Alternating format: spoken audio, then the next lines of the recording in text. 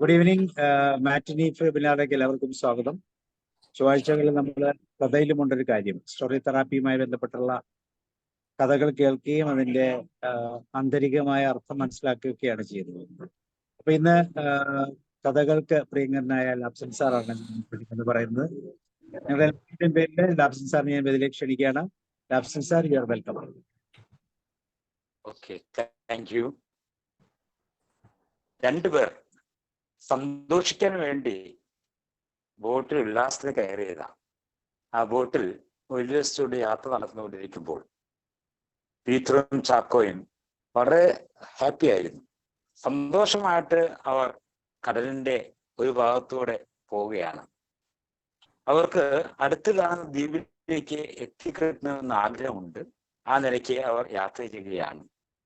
എന്നാൽ അവിചാരിതമായി കാറ്റും കോളും അടിച്ച് അവരുടെ ചെറിയ വള്ളം പൊളിഞ്ഞുപോയി.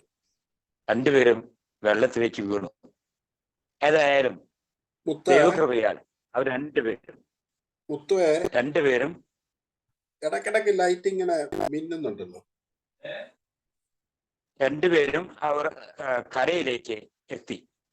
അവർ പ്രതീക്ഷിച്ച ദ്വീപൊന്നും അല്ല അവിടെ എത്തിപ്പെട്ടത്. എന്തായാലും എത്തിയ ആ ദ്വീപിലേക്ക് അവർ രണ്ടുപേരും ചെന്ന് ചേർന്ന് അവിടെ കുറച്ചു സമയം കമിഴ്ന്ന് കിടന്ന് കുടിച്ച വെള്ളമൊക്കെ വയറ്റിന് പോയ ശേഷം അവർ ദ്വീപ് ഒന്ന് കാണാൻ തീരുമാനിച്ചു. രണ്ടുപേരും കൂടെ ദ്വീപ് കാണാൻ ശ്രമിച്ചപ്പോൾ അവർക്ക് മനസ്സിലായി അവിടെ ഇപ്പോൾ ആൾവാസമില്ലാത്ത ദ്വീപിലേക്കാണ് അവർ എത്തിപ്പെട്ടത്. അവർ പ്രതീക്ഷിച്ച ദ്വീപൊന്നുമല്ല. അതുകൊണ്ട് ഇവിടെ എങ്ങനെ എന്ത് ചെയ്യും എന്ന ചിന്ത അവരുടെ മനസ്സിൽ വളരെയധികം പ്രയാസം ഉണ്ടാക്കി. രണ്ടുപേരും കൂടെ ഒരു തീരുമാനമെടുത്തു. ഏതായാലും വലിയ ദ്വീപാണ്, ആൾവാസമൊന്നുമില്ല. അതുകൊണ്ട് നമുക്ക് ഈ ദ്വീപിനെ രണ്ടായിട്ട് പങ്കുവയ്ക്കാം. ഒരു പങ്ക് പീറ്റർ എടുക്കുക, മറ്റേ പങ്ക് ചാക്കോ എടുക്കുക. എന്നിട്ട് ഓരോ ഭാഗത്തേക്ക് പോയിട്ട് അവർക്ക് കണ്ടെത്താൻ കഴിയാവുന്ന എന്തൊക്കെയാണെന്ന് കണ്ടെത്തുക. പിന്നീട് ഒരുമിച്ച് വന്ന് നമുക്ക് അതേക്കുറിച്ച് ഡിസ്കസ് ചെയ്യാം എന്ന ചിന്തയോടുകൂടെ അവർ പിരിഞ്ഞു. രണ്ടുപേരും ദ്വീപിന്റെ രണ്ട് ഭാഗത്തേക്കായിട്ട് പോവുകയാണ്. രണ്ടുപേരും എതിർദിശകളിലേക്ക് പോവുകയാണ്. അങ്ങനെ പോയി കുറച്ചു കഴിഞ്ഞപ്പോൾ പീറ്ററിനെ വലിയ ഒരു പ്രയാസം തോന്നി. അദ്ദേഹം ആ ദ്വീപിൽ മുട്ടുകുത്തി പ്രാർത്ഥിക്കുകയാണ്. ഈശ്വര, ഞങ്ങൾ ജനവാസമില്ലാത്ത ഒരു ദ്വീപിലാണ് ബന്ധപ്പെട്ടിട്ടുള്ളത്. ഞങ്ങൾക്ക് ഇവിടെ കഴിയാനായിട്ട് എങ്ങനെ സാധിക്കുമെന്ന് ഞങ്ങൾക്ക് അറിഞ്ഞുകൂടാ. ഏതായാലും നിങ്ങൾക്ക് ആവശ്യമായിട്ടുള്ള ആഹാരം ഞങ്ങൾക്ക് തന്നാൽ വലിയ ഉപകാരമായിരുന്നു. വല്ല പഴോ എന്തെങ്കിലും കിട്ടിയാലും മതിയായിരുന്നു ദൈവമേ എന്ന് പറഞ്ഞുകൊണ്ട് പീറ്റർ അന്ന് രാത്രി കിടന്നുറങ്ങി. അത്ഭുതം, പിറ്റേ ദിവസം രാവിലെ എഴുന്നേറ്റപ്പോൾ പീറ്റർ കിടന്ന ഭാഗത്ത് ഒരു മരം. ആ മരത്തിൽ നിറച്ച് പഴുത്ത പഴങ്ങൾ. പീറ്ററിന് വലിയ സന്തോഷമായി. പീറ്റർ വിചാരിച്ചു, ഈശ്വരന്റെ പ്രാർത്ഥന കേട്ടു, എന്തായാലും പഴങ്ങൾ പറിച്ചു തിന്നാം വിചാരിച്ചുകൊണ്ട് അവൻ പഴങ്ങളൊക്കെ പറിച്ചു തിന്ന് വിശപ്പടക്കി സന്തോഷവാനായിട്ട് കഴിഞ്ഞുകൂടുകയാണ്. അന്ന് രാത്രി കിടക്കുമ്പോൾ അദ്ദേഹം ചിന്തിച്ചു, ചാക്കോച്ചൻ എവിടെയാണ് എന്ന് അറിഞ്ഞുകൂടാ. എന്തായാലും ചാക്കോച്ചനും നല്ല ആഹാരമൊക്കെ ലഭിച്ച് കാണണം. 2-3 ദിവസം കഴിഞ്ഞേ തിരിച്ചു വരാൻ നമ്മൾ ധാരണയാക്കിയിട്ടുള്ളത്. എന്തായാലും ഇന്നത്തെ ദിവസം ദൈവം ഭംഗിയായിട്ട് എന്നെ പരിപാലിച്ചു. അതിന് പ്രത്യേകം ഈശ്വരന് നന്ദി പറയാം എന്ന് പറഞ്ഞുകൊണ്ട് നന്ദി പറഞ്ഞൊക്കെ പീറ്റർ അന്ന് കിടന്നു. കിടക്കുന്ന രാത്രി അദ്ദേഹത്തിന് വീണ്ടും മറ്റൊരു മോഹം വന്നു. ഞാൻ തനിച്ച് ഇവിടെ ജീവിക്കുന്നതിനേക്കാൾ നല്ലത് എനിക്ക് തുണയായിട്ട് ഒരാളുണ്ടായിരുന്നെങ്കിൽ, ആ പുതിയ പ്രണയിനിയുമായിട്ട് അല്ലെങ്കിൽ ഭാര്യയുമായിട്ട് ഇവരെ കഴിഞ്ഞുകൂടുമ്പോൾ എന്ത് രസമായിരുന്നു എന്ന് അദ്ദേഹം ചിന്തിച്ച് ആഗ്രഹിച്ച് കിടന്നുറങ്ങി. അത്ഭുതം പറയട്ടെ, പിറ്റേ ദിവസം രാവിലെ പീറ്റർ കാണുന്നത് ഒരു സുന്ദരി ആ ദ്വീപിലേക്ക് നീന്തി കയറി വരുന്നതാണ്. പീറ്റർ വലിയ സന്തോഷമായി. ഈശ്വരൻ തന്റെ അഭിലാഷം അറിഞ്ഞുകൊണ്ട് പ്രാർത്ഥിക്കുക പോലും ചെയ്തില്ല. അഭിലാഷം മനസ്സിൽ പറഞ്ഞതേ ഉള്ളൂ. അപ്പോഴേക്കും എന്റെ അഭിലാഷ പ്രകാരം അദ്ദേഹം ഒരു സ്ത്രീയെ എനിക്ക് വേണ്ടി അയച്ചു തന്നല്ലോ എന്ന് വിചാരിച്ചുകൊണ്ട് പീറ്റർ ആ സ്ത്രീയെ സന്തോഷപൂർവ്വം സ്വാഗതം ചെയ്തു ദ്വീപിലേക്ക്. അവർ ഒരുമിച്ച് കഴിയാനായിട്ട് തീരുമാനമായി. അങ്ങനെ അവർ ഒരുമിച്ച് ആ ദ്വീപിന്റെ ഭാഗം കണ്ട് ആസ്വദിച്ച് നടക്കുന്ന അവസരത്തിൽ പീറ്റർ ആ പുതിയ വന്ന സ്ത്രീയോട് ചോദിച്ചു, എങ്ങനെയുണ്ട് ഈ വാസം എന്ന് ചോദിച്ചു. ആ സ്ത്രീ പറഞ്ഞു, എനിക്ക് പക്ഷേ ഒറ്റയ്ക്കുള്ള ഈ ദ്വീപിൽ താമസിക്കുന്ന ഒരു താല്പര്യമില്ല. കാരണം ഞാൻ അണിഞ്ഞിട്ടുള്ള എൻ്റെ വസ്ത്രങ്ങൾ കാണാനോ എൻ്റെ ആഭരണങ്ങൾ നോക്കുവാനോ എന്നെ ഒന്ന് പ്രകീർത്തിക്കുവാനോ പ്രശംസിക്കുവാനോ ആരുമില്ലാത്ത ഈ ദ്വീപിൽ, താങ്കൾ മാത്രം ഉള്ള ഒരു ദ്വീപിൽ എന്തിനാ ഇങ്ങനെ കഴിഞ്ഞുകൂടിയിട്ട് കാര്യം? അതിൽ ഭേദം മറ്റാളുകൾക്ക് കാണുവാൻ സാധ്യതയുള്ള, എന്നെ പ്രശംസിക്കാൻ, എൻ്റെ ഭംഗി തിരിച്ചറിയാൻ സാധിക്കുന്ന ആളുകൾ ഉള്ള ഭാഗത്തേക്ക് പോയാലല്ലേ നമ്മൾ ഈ അണിഞ്ഞതിനൊക്കെ ഒരു സന്തോഷം ഉണ്ടാകുകയുള്ളൂ. നമ്മൾ ഒരുമിച്ച് കഴിഞ്ഞുകൂടുന്ന ആ ഭാര്യ-ഭർത്തൃ ബന്ധമൊക്കെ നാട്ടുകാരെ അറിയിച്ച് അവർക്ക് ഒരു നേരത്തെ ആഹാരം കൊടുത്ത് ഒന്ന് സന്തോഷിപ്പിക്കേണ്ടയോ? അതല്ലേ അതിന് മര്യാദ എന്ന് ചോദിച്ചു. പീറ്റർ അന്ന് രാത്രി കിടക്കുന്ന അവസരത്തിൽ ഈശ്വരനോട് പറഞ്ഞു, ഈശ്വര, എനിക്ക് താങ്കൾ തന്നിട്ടുള്ള എൻ്റെ ഭാര്യ അവരുടെ ആളുടെ കഴിഞ്ഞുകൊണ്ടുവന്നാണ്. താങ്കൾ എൻ്റെ ആഗ്രഹം മാനിക്കുകയില്ലേ എന്ന് അദ്ദേഹം പ്രാർത്ഥിച്ച് കിടന്നുറങ്ങി. പിറ്റേ ദിവസം രാവിലെ അവർ എഴുന്നേറ്റ് ആഹാരമൊക്കെ തയ്യാറാക്കാൻ ശ്രമിച്ചുകൊണ്ടിരിക്കുന്ന അവസരത്തിൽ പെട്ടെന്ന് ഇതാ ഒരു ബോട്ടിന്റെ ശബ്ദം, ഒരു മെഷീൻ ബോട്ട്, അതിന്റെ ശബ്ദം കേട്ടിരിക്കുകയാണ്. ആ ശബ്ദം കേട്ടപ്പോൾ പീറ്ററിനെ കൗതുകമായി. പീറ്റർ അന്വേഷിച്ചു. ചെന്നപ്പോൾ പറഞ്ഞു, ഞങ്ങൾ മെയിൻലാൻഡിലേക്ക് പോകുന്നവരാണ്, ഇവിടുന്ന് ആരെങ്കിലും ഉണ്ടെങ്കിൽ അതിലേക്ക് വരാമെന്ന് പറഞ്ഞു. പീറ്ററിന് ഏറെ സന്തോഷമായി. ആ പീറ്ററും വൈഫും കൂടെ ആ ബോട്ടിലേക്ക് കാലെടുത്ത് കുത്താൻ പോവുകയാണ്. പോകുന്ന അവസരത്തിൽ അവിടുന്ന് ഒരു ശബ്ദം കേൾക്കുകയാണ് മുകളിൽ നിന്ന്. പീറ്റർ, വേറെ ആർ യു ഗോയിങ്? പീറ്റർ, നീ എവിടെ പോകുന്നു? പീറ്റർ മുകളിലേക്ക് നോക്കി പറഞ്ഞു, അയ്യോ ഈശ്വര, അതറിഞ്ഞില്ലേ? ഞാൻ താങ്കളോട് ഇന്നലെ ചോദിച്ചല്ലോ.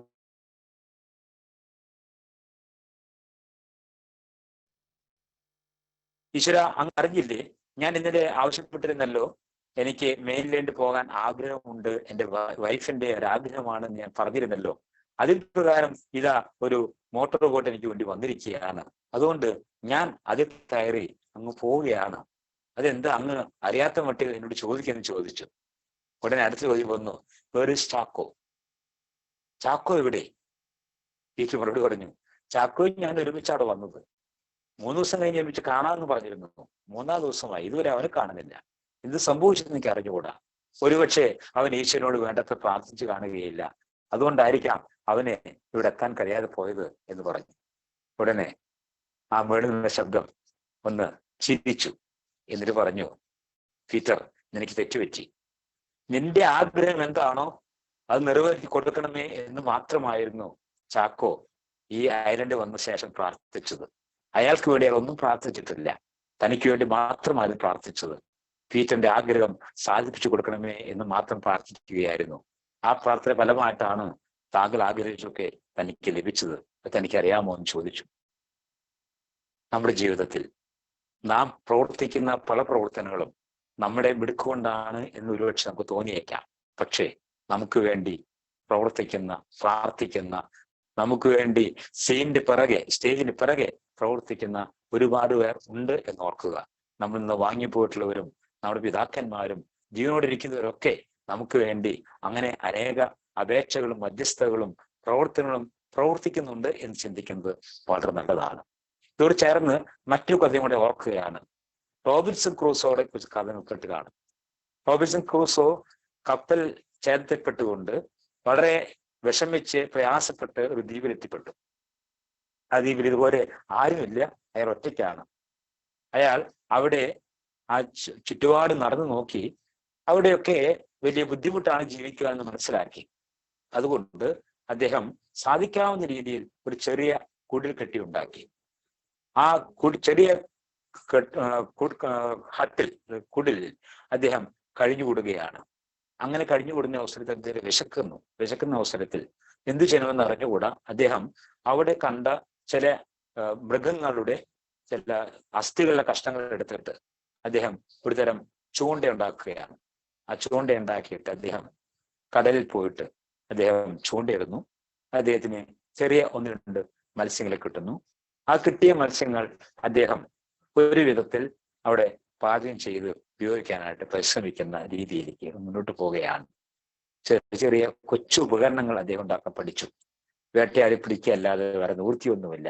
ഒരു വേട്ടക്കാരനാകണം, ജീവിക്കാനായിട്ട് അത്യാവശ്യം ആഹാരങ്ങൾക്ക് ഒരുക്കണം എന്ന ചിന്തയോടുകൂടെ അദ്ദേഹം ആ ഒരു ചെറിയ കാര്യങ്ങളൊക്കെ പ്രവർത്തിക്കാൻ തുടങ്ങി. അങ്ങനെ ആ കാലാവസ്ഥയുമായിട്ട് അദ്ദേഹം പരിചയപ്പെട്ട് കല്ലിറുമ്മി തീയുണ്ടാക്കി ഒക്കെ അദ്ദേഹം പ്രവർത്തിക്കാൻ തുടങ്ങി. അങ്ങനെയായിട്ട് അദ്ദേഹം തന്റെ കുടിലിനകത്ത് ഓരോ സാധനങ്ങൾ അദ്ദേഹം കണ്ടുപിടിച്ച് അല്ലെങ്കിൽ ഉണ്ടാക്കിയെടുത്ത് അവിടെ കൊണ്ടുവയ്ക്കും. അങ്ങനെ മനോഹരമായിട്ട് അദ്ദേഹം ജീവിച്ചു പോവുകയാണ്. ഏതാനും ദിവസങ്ങൾ കഴിഞ്ഞു. അങ്ങനെ ദിവസങ്ങൾ കഴിഞ്ഞിരിക്കുന്ന അവസരത്തിൽ അദ്ദേഹത്തിന് ഇനി തന്റെ മെയിൻ ലാൻഡിലേക്ക് പോകാനായിട്ടുള്ള ആ ആഗ്രഹമൊക്കെ അസ്തമിച്ചു പോയി. ഇനി ഇവിടെ ജീവിത ശിഷ്ടായുസ് ഇവിടെ തന്നെ കഴിച്ചുവിടാൻ പറ്റുള്ളൂ എന്ന ചിന്തയോടുകൂടി അദ്ദേഹം മുന്നോട്ട് പോവുകയാണ്. അങ്ങനെ പോകുന്ന അവസരത്തിൽ ഒരു ദിവസം അദ്ദേഹം ചെറിയ ചില മൃഗങ്ങളെ വേട്ടയാടി പിടിച്ചുകൊണ്ട് തന്റെ ഭവനത്തിലേക്ക് വരികയാണ്. തന്റെ ചെറിയ കുടിലിലേക്ക് അദ്ദേഹം വരികയാണ്. പക്ഷെ ഇപ്പൊ അദ്ദേഹം അത് കുടിലായിട്ട് തോന്നുന്നില്ല, ഒരു കൊട്ടാരമായിട്ട് തോന്നുകയാണ്. അദ്ദേഹത്തിന് വേണ്ടുന്ന സൗകര്യങ്ങളൊക്കെ ഒരുക്കിയിട്ടുണ്ട്. കിടക്കാൻ വേണ്ടിയുള്ള ചില സൗകര്യങ്ങളൊക്കെ അദ്ദേഹം ഏർപ്പാടാക്കിയിട്ടുണ്ട്. ഇരിക്കാൻ വേണ്ടുന്ന ചെറിയ സൗകര്യങ്ങൾ ഉണ്ടാക്കിയിട്ടുണ്ട്. അതൊക്കെ വെച്ചുകൊണ്ട് അദ്ദേഹം വളരെ ഹാപ്പിയാണ്. ഉള്ള സൗകര്യം വെച്ചുകൊണ്ട് ഏറ്റവും സന്തോഷകരമായിട്ട് അദ്ദേഹം ജീവിക്കുക. അങ്ങനെ ജീവിച്ചുകൊണ്ടിരിക്കുന്ന അവസരത്തിലാണ് ഒരു ദിവസം വൈകിട്ട് അദ്ദേഹം തന്റെ വേട്ടമൃഗവുമായിട്ട് തന്റെ കുടിലിനടുത്തേക്ക് വരുന്ന അവസരത്തിൽ താൻ ആ കാഴ്ച കണ്ട് വളരെ സ്തബ്ധനായി നിന്നു പോവുകയാണ്. മറ്റൊന്നുമല്ല, തന്റെ കുടിൽ തീ പിടിച്ച് കത്തിക്കൊണ്ടിരിക്കുകയാണ്. തനിക്കുള്ള എല്ലാ സൗകര്യങ്ങളും വെണ്ണീറായി മാറുന്ന, ചാമ്പലായി മാറുന്ന ഒരവസ്ഥ അദ്ദേഹം കണ്ടുകൊണ്ട് വിഷാദചിത്തനായിട്ട് അവിടെ നിൽക്കുകയാണ്. വീടിന്റെ അടുത്തേക്ക് വരുന്നില്ല, അവിടെ നിൽക്കുകയാണ്. കാരണം എല്ലാം കത്തിച്ചാമ്പലായി കഴിഞ്ഞു. ഇത്രയും നാളത്തെ തന്റെ എല്ലാ പ്രയത്നങ്ങളും ഇല്ലാതായി കഴിഞ്ഞല്ലോ, ഇനി എന്ത് ചെയ്യും എന്ന് വിചാരിച്ചുകൊണ്ട് ഭാരപ്പെട്ട് അദ്ദേഹം അവിടെ ഇരുന്നു പോയി. ആ മനുഷ്യൻ ഒന്നുമല്ലാത്തൊരായി പോയിട്ട്, എല്ലാം നഷ്ടപ്പെട്ടവനായിട്ട്, ഇനി മുന്നോട്ട് പോകാൻ എന്ത് വഴി എന്ന ചിന്തയോടുകൂടെ ഇരിക്കുന്ന അവസരത്തിൽ അദ്ദേഹത്തിന്റെ ശ്രദ്ധ മറ്റൊന്നോക്ക് സ്ഥലത്തേക്ക് പോവുകയാണ്. മറ്റൊന്നുമല്ല, ഒരു കപ്പൽ ആ തീരത്തോട് അടുത്തു വരുന്നു. ആ കപ്പൽ തീരത്തോട് അടുത്ത് വന്ന് അവിടുന്ന് വിളിച്ചു നോക്കിയാണ്, who is that who called us by showing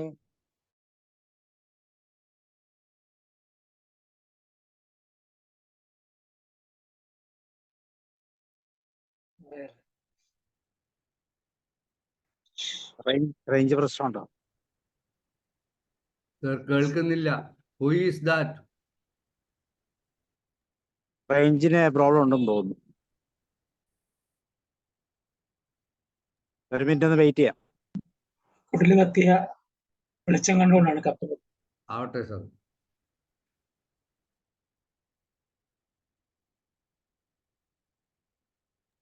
ചില കോളുകളൊക്കെ വന്നു കഴിഞ്ഞാലേ കട്ടായി പോകും. ഒരു മിനിറ്റ് ഒന്ന് വെയിറ്റ് ചെയ്യാം. കടൽ പ്രക്ഷുബ്ധമായിരിക്കും. പ്രത്യക്ഷമായ കടലും കാറ്റും ആയതുകൊണ്ട് പെട്ടെന്ന് അത് പോയിപ്പോയതാ. ഇപ്പൊ ശരിയാവും. ഇപ്പൊ ശരിയാക്കാം. ആരെങ്കിലും കഥ പൂർത്തീകരിച്ചു? ബാക്കി പറയാൻ അറിയാവുന്ന വിദഗ്ധന്മാർ. റോബിൻസൺ ക്രൂസോ ഞാൻ സ്കൂളിൽ പഠിച്ചിട്ടുള്ളതായ സ്റ്റോറിയാണ്. അപ്പോൾ ഈ കപ്പല് ഈ അടുത്തോട്ട് വരാൻ കാര്യം എന്താ, കുടിൽ കത്തിയ വെളിച്ചം ഈ കപ്പൽക്കാർ കണ്ടു. വിചാരിച്ചു ആരോ ഇങ്ങനെ ടോർച്ച് കത്തിച്ച് കാണിക്കുക, നിങ്ങളെ രക്ഷിക്കണമെന്ന്. അതായത് കുടിൽ കത്തിയ വെളിച്ചം കപ്പൽക്കാർ വിചാരിച്ചത് നിങ്ങളുടെ രക്ഷയ്ക്ക് വേണ്ടി ആരെങ്കിലും ഇങ്ങോട്ട് വരണമേ, നിങ്ങളുണ്ട് എന്നുള്ള വിദേശം. അതെന്റെ ഓർമ്മ. ഞാൻ 10ാം ക്ലാസ്സിലാണ് പഠിച്ചതായ പുസ്തകം. ലൈറ്റ് ഹൗസ് ആണെന്ന് വിചാരിച്ചാണ് അല്ലേ? അതായത് ആരോ വെളിച്ചം കാണിച്ചു, നിങ്ങളെ രക്ഷിക്കണേ, SOS. കുടിൽ കത്തിയത് കൊണ്ടാണെങ്കിൽ ഇത് ഈ സംഭവം ഉണ്ടായത്. അല്ലെങ്കിൽ ആ കുടിൽ കത്തിയത് വലിയൊരു നന്മയ്ക്ക് വേണ്ടിയായിരുന്നു. നമ്മുടെ ജീവിതത്തിൽ ഉണ്ടാകുന്ന ഇതുപോലെയുള്ള കാര്യങ്ങൾ ആത്യന്തികമായിട്ട് നന്മയ്ക്ക് വേണ്ടിയാണെന്നുള്ളത് റോബിൻസൺ ക്രൂസോ. സമ്മതിച്ചു. എന്തൊരു ഓർമ്മശക്തി രാജു സാർ. കോട്ടുകളുടെ രാജകുമാരാ. Thank you. നമ്മളൊക്കെ അപ്പൊ അതിന് ഗുണം, കപ്പൽ അങ്ങോട്ട് വന്നത് കൊണ്ടുള്ള ഗുണം കിട്ടിയ എന്താണ്? രക്ഷപ്പെടാൻ പറ്റി. രക്ഷപ്പെട്ടു. തിരിച്ച് നാട്ടിലേക്ക് പോകാൻ പറ്റി. അവിടെ ആ ദ്വീപിൽ ആരും ഇല്ലായിരുന്നല്ലോ. ആ ദ്വീപിൽ ഒറ്റയ്ക്കല്ല. അവിടെ ഇനി ഇവിടെ തന്നെ ഇനി സ്ഥിരതാമസം എന്ന് വിചാരിച്ച് കഴിഞ്ഞുകൊണ്ടിരിക്കുമ്പോഴാണ് പെട്ടെന്ന് അവിചാരിതമായിട്ട് ഇങ്ങനെ ഒരു സംഭവം ഉണ്ടാകും. അവിടുന്ന് രക്ഷപ്പെടാൻ ഒരു ചാൻസ് കിട്ടി അല്ലേ? കപ്പലാണല്ലോ, കപ്പലല്ലേ, കപ്പൽ ഓക്കെ, വന്നിട്ട് അപ്പൊ അങ്ങനെയാണെങ്കിൽ എനിക്ക് തോന്നുന്നു സാറ് അത് ഫ്രീ, എന്തോ നെറ്റ്വർക്ക് എന്തോ പ്രോബ്ലം വന്നു. അങ്ങനെയാണെങ്കിൽ നമുക്ക് ജോർജ് സാറിനെ വിളിക്കാം അല്ലേ? ജോർജ് സാറിന്റെ കഥ എങ്ങനെ അയക്കാം? സാറ് വന്നിട്ട് സാറിന്റെ കഥ കണ്ടിന്യൂ ചെയ്തോളൂ. എന്നിട്ട് എല്ലാം കൂടെ നമുക്കൊന്ന് ചർച്ച ചെയ്യാം. അതെ, ജോർജ് സാറ് പറയും. Thank you sir. സ്വാഗതം. നിറയ്ക്കാനാവാത്ത പാത്രം. അത്യാഗ്രഹത്തെക്കുറിച്ച് സൂഫി സാഹിത്യത്തിൽ പ്രസിദ്ധമായ ഒരു കഥയുണ്ട്. ഒരിക്കൽ ഒരു രാജാവ് തനിയെ പട്ടണപ്രദക്ഷിണം ചെയ്യുകയാണ്. മുമ്പിൽ ഒരു ഭിക്ഷക്കാരൻ വന്നുവിട്ടു. അവൻ രാജാവിനോട് ഭിക്ഷ ചോദിച്ചു. എൻ്റെ സ്വസ്ഥത നശിപ്പിക്കാതെ കടന്നു പോകും. രാജാവ് അവനെ വിരട്ടി. ഭിക്ഷക്കാരൻ ശാന്തമായി ചിരിച്ചുകൊണ്ട്, രാജാവേ, അങ്ങയുടെ ശാന്തി നശിക്കുന്ന തരത്തിലുള്ളതാണെങ്കിൽ അതിൻ്റെ പേർ ശാന്തി എന്നല്ല. മുമ്പിൽ നിൽക്കുന്നത് വെറും ഭിക്ഷക്കാരനല്ലെന്ന് രാജാവ് തിരിച്ചറിഞ്ഞു. അല്ലയോ സന്യാസി, നിങ്ങൾക്ക് ആവശ്യമായതെല്ലാം ഞാൻ നൽകാം. അപ്പോൾ സന്യാസി വീണ്ടും ചിരിച്ചുകൊണ്ട്, രാജാവേ, അങ്ങയ്ക്ക് ചെയ്യാനാവാത്ത കാര്യങ്ങളൊന്നും വാഗ്ദത്തം ചെയ്യരുത്. അത് കേട്ട് രാജാവിന് കോപം വന്നു. ഈ നാട്ടിൽ എനിക്ക് ചെയ്യാനാവാത്തതോ? ഉടനെ പട്ടണപ്രദക്ഷിണം നിർത്തി സന്യാസിയെയും കൂട്ടി രാജസന്നിധിയിലേക്ക് തിരിച്ചെത്തി. അവിടെ എത്തി സേവകരോട് പറഞ്ഞു, ഉടനെ വേണ്ട അറേഞ്ച്മെന്റ്സ് ഒക്കെ, ഒരു ഗസ്റ്റിനെ സ്വീകരിക്കാൻ വേണ്ട അറേഞ്ച്മെന്റ്സ് ഒക്കെ ചെയ്യണം. രാജാവ് ചോദിച്ചു, നിങ്ങൾക്ക് എന്താ വേണ്ടത്? ഭിക്ഷപാത്രം നീട്ടിക്കൊണ്ട് സന്യാസി പറഞ്ഞു, ഇത് നിറയെ പൊൻപണം മതി. രാജാവ് സേവകരോട് പൊൻപണം കൊണ്ടുവരാൻ പറഞ്ഞു. അവർ വലിയ വലിയ തട്ടുകളിൽ പൊൻപണം ഓരോന്നോരോന്നായി കൊണ്ടുവന്നുകൊണ്ടിരുന്നു. രാജാവ് ഇത് വാരി ഭിക്ഷപാത്രത്തിലേക്ക് ഇട്ടുകൊണ്ടിരുന്നു. ഇട്ടിട്ട് ഇടുന്ന നാണയങ്ങളൊന്നും പുറത്തേക്ക് കാണുന്നില്ല. ഈ പാത്രം ആ നാണയങ്ങളെല്ലാം വിഴുങ്ങുന്ന ഒരു അനുഭവം. രാജസന്നദ്ധിയിലുള്ള ഭണ്ണാരം മുഴുവൻ പൊളിച്ച് പൊൻപണം മുഴുവൻ അതിലിട്ടിട്ടും ഈ പാത്രം നിറയുന്നില്ല. രാജാവിൻ്റെ അഹങ്കാരം അസ്തമിച്ചു. സന്യാസിയുടെ പാദങ്ങളിൽ വീണു നമസ്കരിച്ചു. സന്യാസി പറഞ്ഞു, ഈ ഭിക്ഷപാത്രം നിറയ്ക്കാൻ അങ്ങേക്കെന്നല്ല ഒരു ചക്രവർത്തിക്ക് പോലും കഴിയില്ല. അത്യാർത്തിയോടെ ജീവിച്ചു മരിച്ച ഒരാളുടെ തലയോടാണിത്. അതിൽ നിന്ന് ഉദ്ദേശിച്ച ഗുണപാഠം, മറ്റുള്ളവർക്കുള്ളതിനെ നോക്കി നെടുവീർപ്പിട്ട് ജീവിക്കുന്നത് മതിയാക്കൂ എന്ന് പറയുന്നത് അതുകൊണ്ട്. നിങ്ങൾക്ക് നിങ്ങളുടെ ശക്തിക്കനുസരിച്ച് സ്വന്തം ഇച്ഛകളെ പരിമിതപ്പെടുത്തിക്കൊണ്ട് അതിനെ പൂർത്തീകരിച്ച് ജീവിക്കാൻ ശ്രമിക്കുക എന്നുള്ളതാണ് ഇവിടെ കഥാകാരൻ ഉദ്ദേശിക്കുന്നതായിട്ട് പറയുന്നത്. കുടുംബകലഹങ്ങൾ പലതും ഇങ്ങനെ ഒഴിവാക്കാനാകും. സന്തോഷത്തിൻ്റെ കൊടുമുടിയിലെത്താനും സാധിക്കും. നിങ്ങളുടെ കുടുംബത്തിന് എന്താണ് ആവശ്യമെന്ന് ചൂണ്ടിക്കാണിക്കുവാൻ അയൽക്കാരെയോ ബന്ധുക്കളെയോ അനുവദിക്കാതിരിക്കും. കുടുംബജീവിതത്തിലെ എന്നല്ല, ജീവിതത്തിലെ എല്ലാ തലത്തിലും അത്യാർത്തിയെ കീഴടക്കിയേ തീരും. അത്യാർത്തിയെക്കുറിച്ച് വേറൊരു ഹാസ്യമായ കഥ കൂടിയുണ്ട്. അത്യാർത്തിയുടെ മൂർത്ത രൂപം എന്ന് പറയാവുന്ന ഒരാൾ തനിക്ക് ഭാര്യയായി വരാൻ പോകുന്ന സ്ത്രീയെക്കുറിച്ച് സുന്ദരിയാകണം, അറിവുള്ളവളാകണം, സൽസ്വഭാവിയായിരിക്കണം, ഇങ്ങനെയൊന്നുമല്ല ചിന്തിച്ചത്.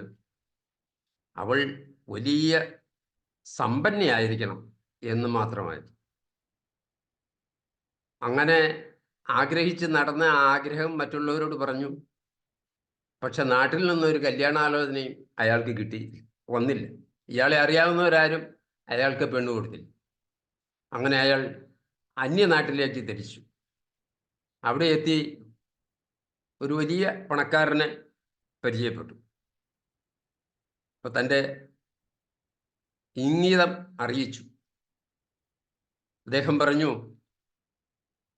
എനിക്ക് 20 വയസ്സായ ഒരു മകളുണ്ട്, നിങ്ങൾക്ക് കല്യാണം നടത്തിത്തരാം. 15 ലക്ഷം രൂപ സ്ത്രീധനമായി തരാം.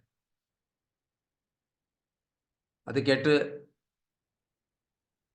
നമ്മുടെ കഥാപാത്രം വിലയിരുത്തിക്കൊണ്ടിരിക്കുക. അത് വേണം ഉടനെ. 15 ലക്ഷമല്ലേ ഉള്ളൂ. ഉടനെ പരിചയപ്പെട്ട പുതിയ ആള് പറഞ്ഞു, എനിക്ക് മറ്റൊരു മകളുണ്ട്, അവൾക്ക് 25 വയസ്സായി, അവളെ കെട്ടുകയാണെങ്കിൽ 30 ലക്ഷം രൂപ.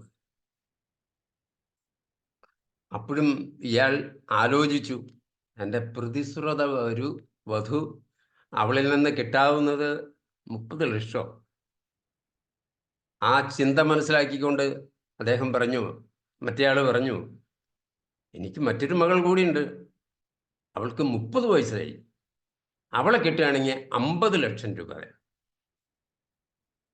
അങ്ങനെ ധനം, വസ്തുക്കൾ, സമ്പത്തുകൾ എന്നിവയെല്ലാം വെറും ഉപകരണങ്ങൾ മാത്രമാണ്. ജീവിതത്തിൽ പണം കൊണ്ട് മാത്രം സന്തോഷം ആർക്കും ഉണ്ടാവുകയില്ല എന്ന അർത്ഥത്തിലാണ് ഈ പണത്തിന് അർത്ഥം സന്തോഷം എന്നാണ് എങ്കിൽ എല്ലാ പണക്കാരും സന്തോഷവാന്മാരായിരിക്കണ്ടേ? യഥാർത്ഥ ജീവിതത്തിൽ അങ്ങനെ കാണുന്നുണ്ട്. എങ്ങനെയാണ് സന്തോഷം ഉണ്ടാവുക? സന്തോഷത്തെക്കുറിച്ച് വിശദീകരിക്കാൻ മറ്റൊരു കഥ കൂടെ പറയാം. മുംബൈയിൽ ജൂഹു ബീച്ചിൽ ഒരു നട്ടുച്ച നേരത്ത് ഒരാൾ ഇങ്ങനെ ചാരിക്കിടന്ന് വിശ്രമിച്ചുകൊണ്ടിരിക്കും. ആ വഴിയെ വന്ന ഒരു വജ്ര വ്യാപാരി, ഇയാളും വഴി നടക്കുമ്പോൾ പോലും ആലോചിച്ച് ചിന്തിച്ച് കണക്കുകൂട്ടിയാണ് നടക്കുന്നത്. ലാഭത്തിൻ്റെ സാധ്യതകൾ, മാർക്കറ്റിൻ്റെ ഫ്ലക്ച്വേഷൻ, ഇങ്ങനെയൊക്കെ. ഇങ്ങനെ സ്വസ്ഥമായി കിടക്കുന്ന ഒരു മനുഷ്യനെ കണ്ടിട്ട് ചോദിച്ചു, നിങ്ങൾ എന്താ ഇങ്ങനെ? ഇവിടെ നോക്കിക്കേ, എല്ലാ മനുഷ്യരും ജീവിത തിരക്ക് കൊണ്ട് ഓടിപ്പാഞ്ഞ് നടക്കുക, നിങ്ങളിങ്ങനെ സ്വസ്ഥമായി വളരെ ശാന്തനായി ഒരു തിരക്കുമില്ലാതെ ഇങ്ങനെ കിടക്കുന്നത് എന്താണ്? ഉടനെ കിടക്കുന്നയാൾ ചോദിച്ചു, പിന്നെ ഞാൻ എന്തോ ചെയ്യണം? വ്യാപാരി പറഞ്ഞു, നിങ്ങൾ അധ്വാനിക്കണം. എന്തിനാ അധ്വാനിക്കുന്നത്? അത് പണം സമ്പാദിക്കാൻ. അല്ല, പണം സമ്പാദിച്ചതുകൊണ്ട് എന്താണ് നിങ്ങൾ ഉദ്ദേശിക്കുന്നത്? നമുക്ക് വാഹനം വാങ്ങാം, വീട് വാങ്ങാം, ഇതൊക്കെ വേണ്ടേ? അതെ, വാഹനവും വീടും വാങ്ങിയല്ലേ നമ്മൾ എന്താ ചെയ്യാൻ? സ്വസ്ഥമായി സുഖമായി കാലം നീട്ടിക്കിടന്ന് ഉറങ്ങാം. അതെ, അത് തന്നെയാണല്ലോ ഞാൻ ഇപ്പോൾ ചെയ്യുന്നത്. നമ്മളായിരിക്കുന്നിടത്ത് നമുക്കുള്ളത് കൊണ്ട് സന്തോഷിക്കാൻ കഴിയണം. അല്ലാതെ സന്തോഷം മറ്റൊരിടത്ത് നിന്ന് കണ്ടെത്താനോ അല്ലെങ്കിൽ വ്യാപാരം ചെയ്തോ അധ്വാനിച്ചോ കിട്ടുന്നതല്ല സന്തോഷം എന്നാണ് കഥാകാരൻ അർത്ഥമാക്കിയത്. ഇങ്ങനെ ഈ കഥകൾ ഇവിടെ അവസാനിപ്പിക്കുക. പലരും ഈ കഥ വ്യത്യസ്തമായ വിധത്തിലാകും ഉൾക്കൊള്ളുക. കാരണം അലസനായി കിടക്കുന്നതിനെ പ്രോത്സാഹിപ്പിക്കുന്നു എന്ന് ആർക്കും ചിന്തിക്കാൻ വേണമെങ്കിൽ. അത് കേൾക്കുന്നവൻ്റെ മനോഗതമാണല്ലോ.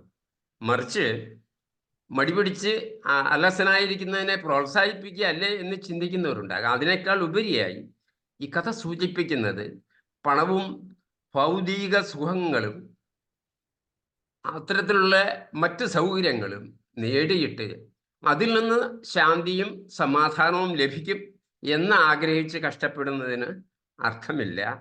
മറിച്ച് നമ്മുടെ കാഴ്ചപ്പാടിലാണ്, നമ്മുടെ മനോഭാവത്തിലാണ് സന്തോഷം ഇരിക്കുന്നത് എന്നും ഉദ്ദേശിക്കുന്നു. ആ വിധത്തിൽ കണ്ടാൽ ഈ കഥയിൽ പോസിറ്റീവാണ്. Thank you so much. Labson സാറെ ബാക്കിയുള്ളതും കൂടെ പറയും.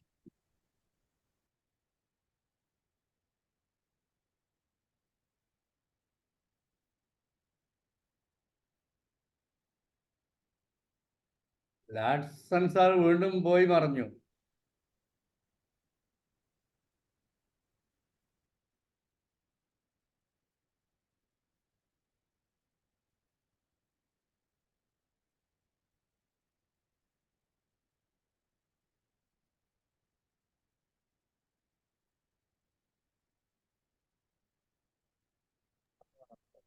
ലാബ്സൺ സാർ പിന്നെയും പോയോ?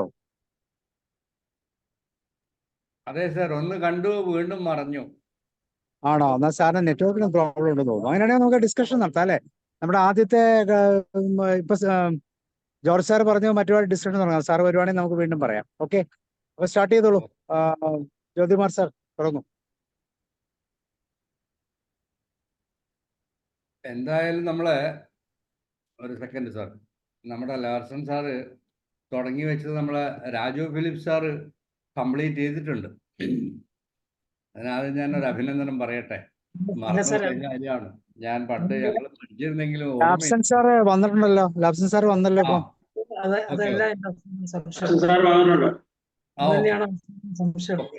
വന്നു ലാബ്സൺ സാർ വന്നിട്ടുണ്ട്. ഒന്ന് നോക്കട്ടെ. വന്നു ലാബ്സൺ സാർ കേൾക്കാവോ? കേൾക്കാം.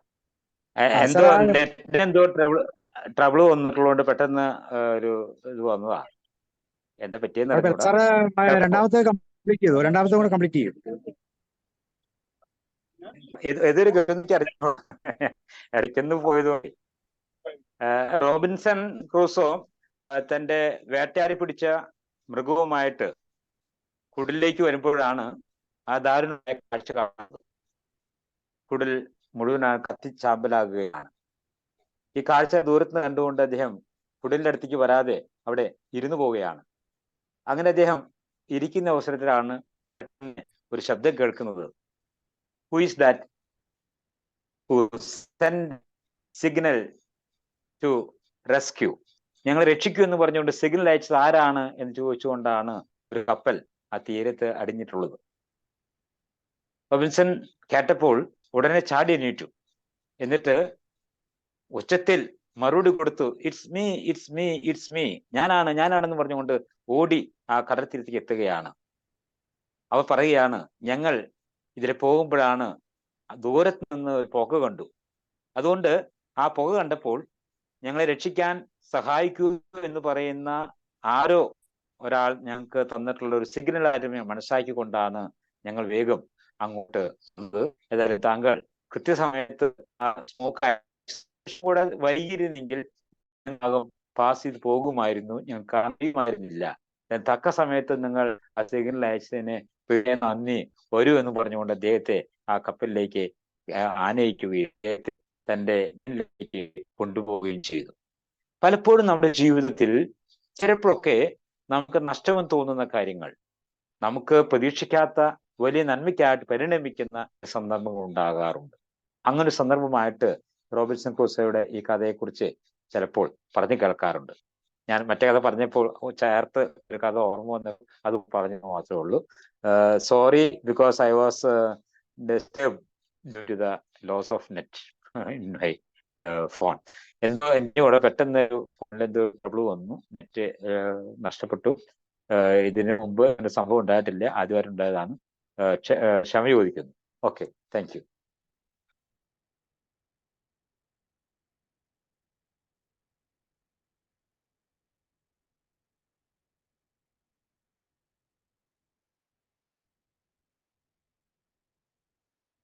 Hello Jyothikumar sir. നമ്മളെ രാജു അല്ല, നമ്മളെ എവിടെ പോയാവോ? പറഞ്ഞോളൂ സാർ, പറഞ്ഞോളൂ. ഇല്ല, ഞാൻ തുടക്കം മുതൽ ഇല്ലായിരുന്നു സാറേ. ജ്യോതികുമാർ സാർ പറഞ്ഞോളൂ. Okay sir. അപ്പോ ലാബ്സൺ സാർ കണ്ടോ, പ്രയാസങ്ങളുടെ നടുവിലും നമ്മളും രക്ഷപ്പെട്ടില്ലേ?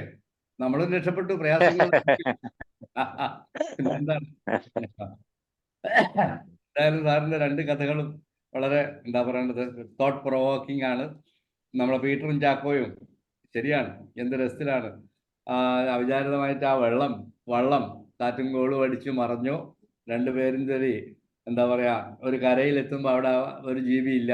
അങ്ങനെ അവർ രണ്ടുപേരും കൂടി ആ സ്ഥലം പങ്കുവെച്ച് എടുക്കുകയാണ്. ഒരാൾ തെക്കോട്ടും ഒരാൾ വടക്കോട്ടും ഏതെങ്കിലും പടിഞ്ഞാറോ തെക്കോ എന്തോ ആവട്ടെ, രണ്ട് ഭാഗമായി തിരിച്ച് രണ്ടുപേര് പോവുകയാണ്. സന്തോഷത്തോടെ പോയി. പക്ഷെ അതിൽ നമ്മളെ പീറ്റർ എന്നും പ്രാർത്ഥിക്കുമായിരുന്നു, അയ്യോ എന്ത് ചെയ്യും ഒന്നിനും കിട്ടുന്നില്ലല്ലോ എന്ന്. അങ്ങനെ മുട്ടുകുത്തി പ്രാർത്ഥിക്കും. അവസാനം അതാ വരുന്നു, ഒരു മരം തനിയെ വളർന്നു വരുന്നു, അതിൽ ഇഷ്ടംപോലെ പഴങ്ങൾ നിറഞ്ഞിരിക്കുന്നു. അങ്ങനെ അത് കഴിച്ച് സന്തോഷിച്ചുകൊണ്ടിരിക്കും. ആകപ്പാട് വിഷണ്ണനായി നടക്കുകയാണ്. അപ്പൊ ഒരു തുണ വേണം. അങ്ങനെ ഒരു തുണയ്ക്ക് വേണ്ടി അടുത്ത പ്രാർത്ഥനയായി. അതും ഈശ്വരൻ കൽപ്പിച്ചു കൊടുക്കുകയാണ്. അതീവ സുന്ദരി അതാ നീന്തി. സാറേ ഈ പറയുമ്പോൾ ഒക്കെ നമ്മളിങ്ങനെ രംഗങ്ങൾ ഓർക്കുക സാറേ. ആ നീന്തി ഇങ്ങനെ കരയിലേക്ക് വരുന്നു. അങ്ങനെ വരുന്നു. അപ്പോ അതും ഒരു സുന്ദരിയാണ്. അതും സന്തോഷം. അങ്ങനെ അവർ വളരെ സന്തോഷമായിട്ടൊക്കെ സ്വാഗതം ചെയ്യുകയും അങ്ങനെ ഒന്നിച്ച് താമസിക്കുമ്പോൾ, പക്ഷെ നമ്മളെ സുന്ദരിക്ക് ഒരു ചെറിയ പ്രയാസം. എൻ്റെ ഈ സൗന്ദര്യവും ആടയാഭരണങ്ങളൊന്നും കാണാൻ ചുറ്റിലും ആരുമില്ലല്ലോ, ഇയാൾ തന്നെയല്ലേ ഉള്ളൂ. സർ, അവിടെ ഞാൻ ഒന്ന് നിർത്തട്ടെ. ഇനി ഞാനൊന്ന് എൻ്റെ ഭാഷ പറയാണ്. സാബു സർ സമയമുണ്ടല്ലോ, അപ്പോ ഒന്ന് ഞാൻ പറയട്ടെ. അവിടെ നിൽക്കുകയാണ്. അവിടെ നിർത്തിയിട്ട് ഞാൻ എൻ്റെ ഒരു കൺസെപ്റ്റും കൂടി അതിൽ ഉൾക്കൊള്ളിക്കാൻ നോക്കുകയാണ് ലോകസൻ സാർ. ഇത് തന്നെയാണ് വാസ്തവത്തിൽ നമ്മളുടെ സാധാരണഗതിയിലെ നമ്മളുടെ ഒരു ദാമ്പത്യ ബന്ധത്തെ പറ്റി നമ്മൾ പറയുമല്ലോ. ഈ ദാമ്പത്യ ബന്ധത്തിനും ഇതേ ഒരു പ്രശ്നം വരാറുണ്ട് പലപ്പോഴും. ആദ്യത്തെ ഒരു 10 കൊല്ലം വളരെ ഖുഷി. ജോർജ് സാർ ഇരിക്കുന്നുണ്ട്. ആദ്യത്തെ ഒരു 10 കൊല്ലം വലിയ ഖുഷിയാണ്. അപ്പോഴത്തേക്ക് 2 3 പിള്ളേരാവും. പിന്നീട് അടുത്ത 10 കൊല്ലം പിന്നെ ഒരു കർമ്മം കഴിക്കുന്ന പോലെയായി.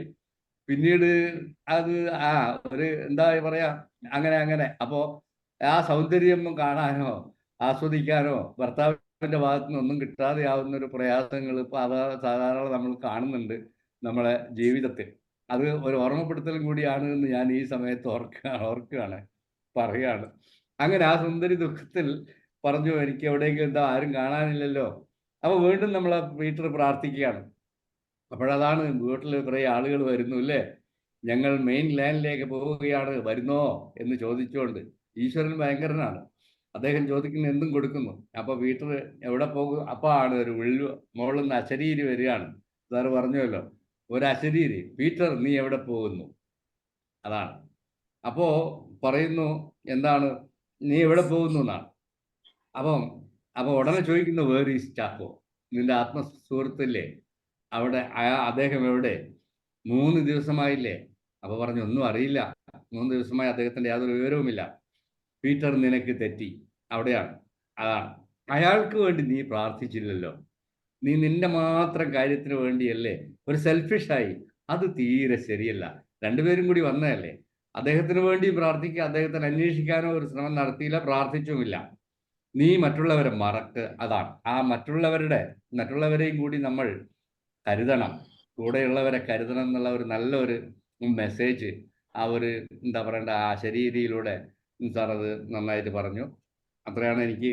അതോടൊപ്പം പിന്നെ അടുത്ത നമ്മളെ റോബിൻസൺ ക്രൂസോ സാറ് എന്താ പറയേണ്ടത്, സാറിന് ഈ നെറ്റ് ഇഷ്യൂ വന്നപ്പോൾ നമ്മൾ രാജു ഫിലിപ്പ് സാർ അത് പൂർത്തീകരിച്ചു അദ്ദേഹത്തിന്റെ ഓർമ്മയിൽ വെച്ചുകൊണ്ട്.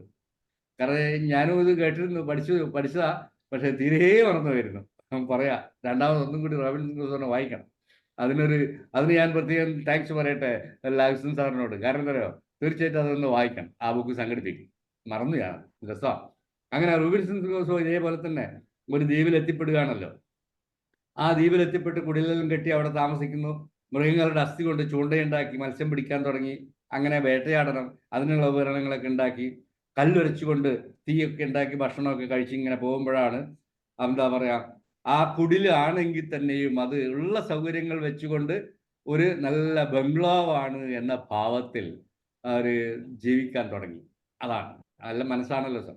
അപ്പോൾ അങ്ങനെ നന്നായിട്ട് എല്ലാം കഴിഞ്ഞുകൊണ്ടിരിക്കുകയാണ്. അപ്പോൾ ഒരു നാൾ ഇതേപോലെ തന്നെ അദ്ദേഹം വേട്ടയാടി വരുന്ന സമയത്താണ് കുടിൽ കംപ്ലീറ്റ് നിന്നിങ്ങനെ കത്തുകയാണ്. ഇത് പറയുമ്പോഴാണ് എനിക്ക് നമ്മളെ എഡിസനെ ഓർമ്മ വരുന്നത്. അദ്ദേഹത്തിന്റെ ലാബ് ഒരു ദിവസം കത്തിപ്പോയിട്ട്, ഓർക്കുന്നുണ്ടാവും സാർ ഇല്ലേ, ഇവിടെ ഇരിക്കുന്ന എല്ലാവർക്കും അറിയായിരിക്കും. ആ ലാബ് കത്തിക്കൊണ്ടിരിക്കുന്ന സമയത്ത് അദ്ദേഹം ആസ്വദിക്കുകയായിരുന്നില്ലേ. മകൻ ഇത് കണ്ടിട്ട് വന്ന് ചോദിച്ചു, പപ്പ ഇതെന്താ അച്ഛൻ ഇങ്ങനെ ചൂടായോ, അല്ലെ നമ്മളെ എന്താ ഇത് പോകുമല്ലോ, തൻ്റെ അത്രയും പ്രിയപ്പെട്ട ഈ ലാബ് കത്തുന്നത് കണ്ടപ്പോൾ സന്തോഷിക്കുമ്പോൾ അമ്മയെ വിളിക്കൂ, കാണൂ, ഇതാ കത്തുന്നത് കാണാൻ അമ്മയെ വിളിക്കൂ എന്ന് പറഞ്ഞപ്പോൾ മകൻ ചോദിച്ചു, അച്ഛൻ എന്താ കിറുക്കായോ ഇത്രയും പണിപ്പെട്ടുണ്ടാക്കിയേ? പക്ഷെ അദ്ദേഹം പറഞ്ഞിരുന്നില്ല, ഈ കാഴ്ച എനിക്ക് കാണാൻ പറ്റില്ല, ഇത് ഞാൻ ഉണ്ടാക്കിയതാ, നമുക്ക് വീണ്ടും ഉണ്ടാക്കാം മോനെ, അതുകൊണ്ട് അത് ആസ്വദിക്കൂ എന്ന് പറഞ്ഞ പെട്ടെന്ന് എനിക്ക് ഓർമ്മ വന്ന അതാണ്. അപ്പൊ അങ്ങനെ അദ്ദേഹം ധരിച്ചിരുന്നു പോയി. തൻ്റെ കുടിലാണെങ്കിലും ബംഗ്ലാവാ കത്തിയത്, ഇനി എന്ത് വീണ്ടും രണ്ടാമതെല്ലാം ഉണ്ടാക്കണ്ടേ എന്നൊക്കെ വിചാരിച്ച് അങ്ങനെ നിൽക്കുകയാണ്. ഒറ്റക്കാണ്, തനിച്ചാണ്, പ്രയാസം തന്നെ, എങ്കിലും അപ്പോഴാണല്ലോ അവർ കപ്പൽ ഇങ്ങനെ ആ ശബ്ദം കേൾക്കുന്നു. സാറേ പറയുമ്പോൾ ഞാൻ ആ കപ്പലിന്റെ ശബ്ദം കേട്ടിരുന്നു, ചെറിയ കപ്പലല്ലേ, ശബ്ദം ഉണ്ടാവും. അങ്ങനെ വന്നുകൊണ്ട് അത് വരുന്നു. കാരണം ആ വെളിച്ചം, കത്തുന്നതായ ആ വെളിച്ചം കണ്ടപ്പോഴാണ് ആരോ സഹായം അഭ്യർത്ഥിക്കണം. കാരണം ആളും മനുഷ്യനില്ലാത്തൊരു ദ്വീപല്ലേ, അപ്പൊ എന്തോ ഒരു സഹായം ആവശ്യപ്പെടുകയാണെന്നുള്ള ഭാവത്തിൽ അദ്ദേഹം വരുന്നു. അല്ല, ആ കപ്പൽ വരുന്നു. എന്നിട്ട് ചോദിക്കുകയാണ്, അല്ലേ, ആരാണ് എന്താണ് സഹായം ആവശ്യപ്പെട്ടത് എന്ന് ചോദിച്ചുകൊണ്ട് ആ വെളിച്ചം കണ്ടതിനാളാണ് വന്നതും അത് അവരെ കൂട്ടിയിട്ട് പോകാൻ സാധിച്ചു എന്നതാണ്. അപ്പോൾ അതിൽ നിന്നുള്ള നല്ലൊരു പാഠം എന്താ വെച്ചാൽ, ചില കാര്യമായ നഷ്ടങ്ങൾ നമ്മൾക്ക് പലതും നമ്മൾക്ക് എന്തുണ്ട്, നമ്മളെ നല്ലതിനായിരിക്കും എന്ന് പറയാറില്ലേ, അത് വളരെ അന്വർത്ഥമാണ്, സത്യമാണ് എന്ന് ഈ കഥയിലൂടെ ചില നഷ്ടങ്ങളിലൂടെ നമ്മൾ രക്ഷപ്പെടുക ചെയ്യാം. അതാണ് രസം. അതാണ്. ആവട്ടെ സാർ, വളരെ നല്ല 2 കഥകൾ സാറ് പറഞ്ഞു. Thank you. എനിക്ക് വളരെ സന്തോഷം. Thank you very much. Thank you sir. George സാറെ പറയൂ. ജോർജ് സാറെ.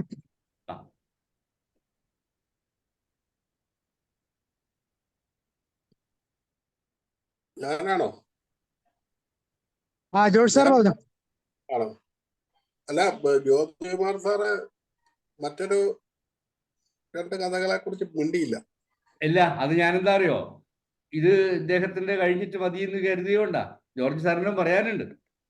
ഓക്കെ, എല്ലാവർക്കും അവസരം വേണ്ടേ സാർ? സാറ് പറയൂ, എന്നിട്ട് നമുക്ക് എന്തായാലും ജോർജ് സാർ ഇവിടെ തന്നെ ഉണ്ടാവും, കേൾക്കും. Very good. പറഞ്ഞോളൂ.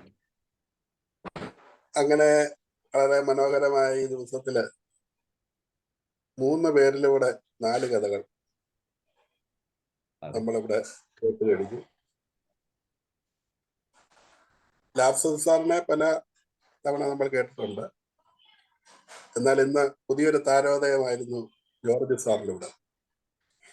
ആദ്യം തന്നെ 2 പേരെയും ഈ പ്ലാറ്റ്ഫോമിൽ ഒരു സ്ഥിര കേൾവിക്കാർ എന്നുള്ള നിലയിൽ ഞങ്ങളുടെ അഭിനന്ദനങ്ങൾ, എൻ്റെ പ്രത്യേകമായ സന്തോഷം ഒക്കെ അറിയിക്കട്ടെ.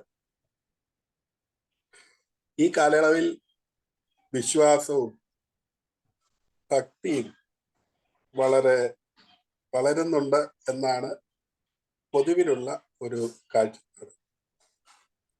അഥവാ പ്രകടനങ്ങൾ പൊതുസമൂഹത്തിൽ നമ്മൾ കാണുമ്പോൾ അങ്ങനെയാണ് വിലയിരുത്താൻ പറ്റുക.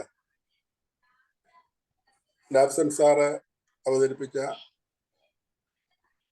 കഥയിലെ പീറ്ററിന്റെയും ചാക്കോയുടെയും കഥ ആദ്യം പറയുമ്പോൾ